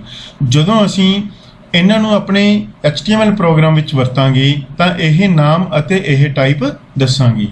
ਇਸ ਲਈ ਅਸੀਂ ਇਹਨਾਂ ਨੂੰ ਕੁਝ ਛੋਟੇ ਨਾਮ ਦੇ ਦਿੰਦੇ ਹਾਂ ਤਾਂ ਕਿ ਉਹ ਨਾਮ ਸਾਨੂੰ ਵੈਬ ਪੇਜ ਵਿੱਚ ਵਰਤਣੇ ਸੌਖੇ ਰਹਿਣ। ਇਹਨਾਂ ਨੂੰ ਰੀਨੇਮ ਕਰਨ ਲਈ ਉਸ ਫੋਟੋ ਉੱਪਰ ਰਾਈਟ ਕਲਿੱਕ ਕਰਕੇ ਰੀਨੇਮ ਆਪਸ਼ਨ ਹੈ, ਇਸ ਨੂੰ ਨਾਮ ਦੇ ਦਿੰਦੇ ਹਾਂ ਅਸੀਂ pic1 ਐਂਟਰ। ਇਸ ਤਰ੍ਹਾਂ ਇੱਕ ਤਸਵੀਰ ਦਾ ਨਾਮ ਅਸੀਂ pic1 ਰੱਖ ਲਿਆ। ਹੁਣ ਦੂਸਰੀ ਤਸਵੀਰ ਨੂੰ ਰੀਨੇਮ ਕਰਾਂਗੇ, ਇਸ ਦਾ ਨਾਮ ਅਸੀਂ pic2 ਰੱਖ ਲਿਆ। ਉਸੇ ਤਰ੍ਹਾਂ ਅਗਲੀ ਪਿਕਚਰ pic3 ਰੱਖ ਲਿਆ, ਫਿਰ ਐਂਟਰ। ਅਤੇ ਆਖਰੀ ਪਿਕਚਰ ਜਿਹਦਾ ਨਾਮ pic4 ਰੱਖ ਰਹੇ ਹਾਂ। ਹੁਣ ਅਸੀਂ ਉਹ ਤਸਵੀਰਾਂ ਜਿਹੜੀਆਂ ਅਸੀਂ ਆਪਣੇ ਵੈਬ ਪੇਜ ਵਿੱਚ ਵਰਤਣੀਆਂ ਸੀ ਆਪਣੇ ਇਸੇ ਫੋਲਡਰ ਵਿੱਚ ਲੈ ਆਏ ਜਿੱਥੇ ਅਸੀਂ ਆਪਣੀ ਫਾਈਲ ਨੂੰ ਬਣਾ ਕੇ ਸੇਵ ਕਰ ਰਹੇ ਹਾਂ। ਇਹ ਨਾਮ ਅਸੀਂ ਜੋ ਵੀ ਪਿਕਚਰ ਆਪਣੇ ਵੈਬ ਪੇਜ ਉੱਪਰ ਵਰਤਣਾ ਚਾਹੁੰਦੇ ਹਾਂ ਉਹ ਨਾਮ ਅਸੀਂ ਉੱਥੇ ਵਰਤਾਂਗੇ। ਆਓ ਦੇਖਦੇ ਹਾਂ ਬੈਕਗ੍ਰਾਉਂਡ ਉੱਪਰ ਕੋਈ ਪਿਕਚਰ ਕਿਵੇਂ ਸੈੱਟ ਕਰਨੀ ਹੈ। ਤਾਂ ਐਂਗਲ ਬ੍ਰੈਕਟ ਦੇ ਵਿੱਚ ਅਸੀਂ ਬੈਕਗ੍ਰਾਉਂਡ ਪ੍ਰੋਪਰਟੀ ਦੀ ਵਰਤੋਂ ਕਰਾਂਗੇ, ਬਰਾਬਰ ਹੈ ਪਾ ਕੇ ਡਬਲ ਕੋਮੇ ਵਿੱਚ ਉਸ ਫਾਈਲ ਦਾ ਨਾਮ ਕੀ ਹੈ? pic1.jpg। ਉਦਾਹਰਨ ਲਈ ਅਸੀਂ ਪਹਿਲੀ ਫਾਈਲ ਹੀ ਬੈਕਗ੍ਰਾਉਂਡ ਉੱਪਰ ਲਗਾਉਣਾ ਚਾਹੁੰਦੇ ਹਾਂ ਤਾਂ ਬੈਕਗ੍ਰਾਉਂਡ ਵਿੱਚ ਅਸੀਂ ਉਸ ਤਸਵੀਰ ਦਾ ਨਾਮ ਲਿਖਤਾ ਜੋ ਅਸੀਂ ਹੁਣੇ ਉਸ ਵਿੱਚ ਕਾਪੀ ਕੀਤੀ ਹੈ। ਇੱਥੇ ਇਸ ਗੱਲ ਦਾ ਧਿਆਨ ਰੱਖਣਾ ਜ਼ਰੂਰੀ ਹੈ ਕਿ ਸਾਡੀ ਇਹ ਫਾਈਲ ਜਿਸ ਵਿੱਚ ਅਸੀਂ ਕੰਮ ਕਰ ਰਹੇ ਹਾਂ ਅਤੇ ਜੋ ਪਿਕਚਰ ਫਾਈਲ ਅਸੀਂ ਇਸ ਵਿੱਚ ਵਰਤ ਰਹੇ ਹਾਂ ਉਹ ਦੋਵੇਂ ਹੀ ਇੱਕੋ ਲੋਕੇਸ਼ਨ ਤੇ ਹੋਣ। ਆਓ ਹੁਣ ਇਸ ਨੂੰ ਸੇਵ ਕਰਦੇ ਹਾਂ ਅਤੇ ਵੈਬ ਬਰਾਊਜ਼ਰ ਵਿੱਚ ਜਾ ਕੇ ਇਸ ਨੂੰ ਰੀਫਰੈਸ਼ ਕਰਦੇ ਹਾਂ। ਜਿਵੇਂ ਕਿ ਤੁਸੀਂ ਦੇਖ ਪਾ ਰਹੇ ਹੋ ਤਸਵੀਰ ਜ਼ਿਆਦਾ ਵੱਡੀ ਹੋਣ ਕਾਰਨ ਸਾਨੂੰ ਉਹਦਾ ਕੁਝ ਕੁ ਹਿੱਸਾ ਹੀ ਦਿਖਾਈ ਦੇ ਰਿਹਾ ਹੈ। ਇਹ ਬੈਕਗ੍ਰਾਉਂਡ ਉੱਪਰ ਪਿਕਚਰ ਸੈੱਟ ਹੋ ਚੁੱਕੀ ਹੈ ਅਤੇ ਉਸ ਉੱਪਰ ਸਾਨੂੰ ਜੋ ਬੋਡੀ ਦੇ ਕੰਟੈਂਟ ਸੀ ਉਹ ਦਿਖਾਈ ਦੇ ਰਹੇ ਹਨ।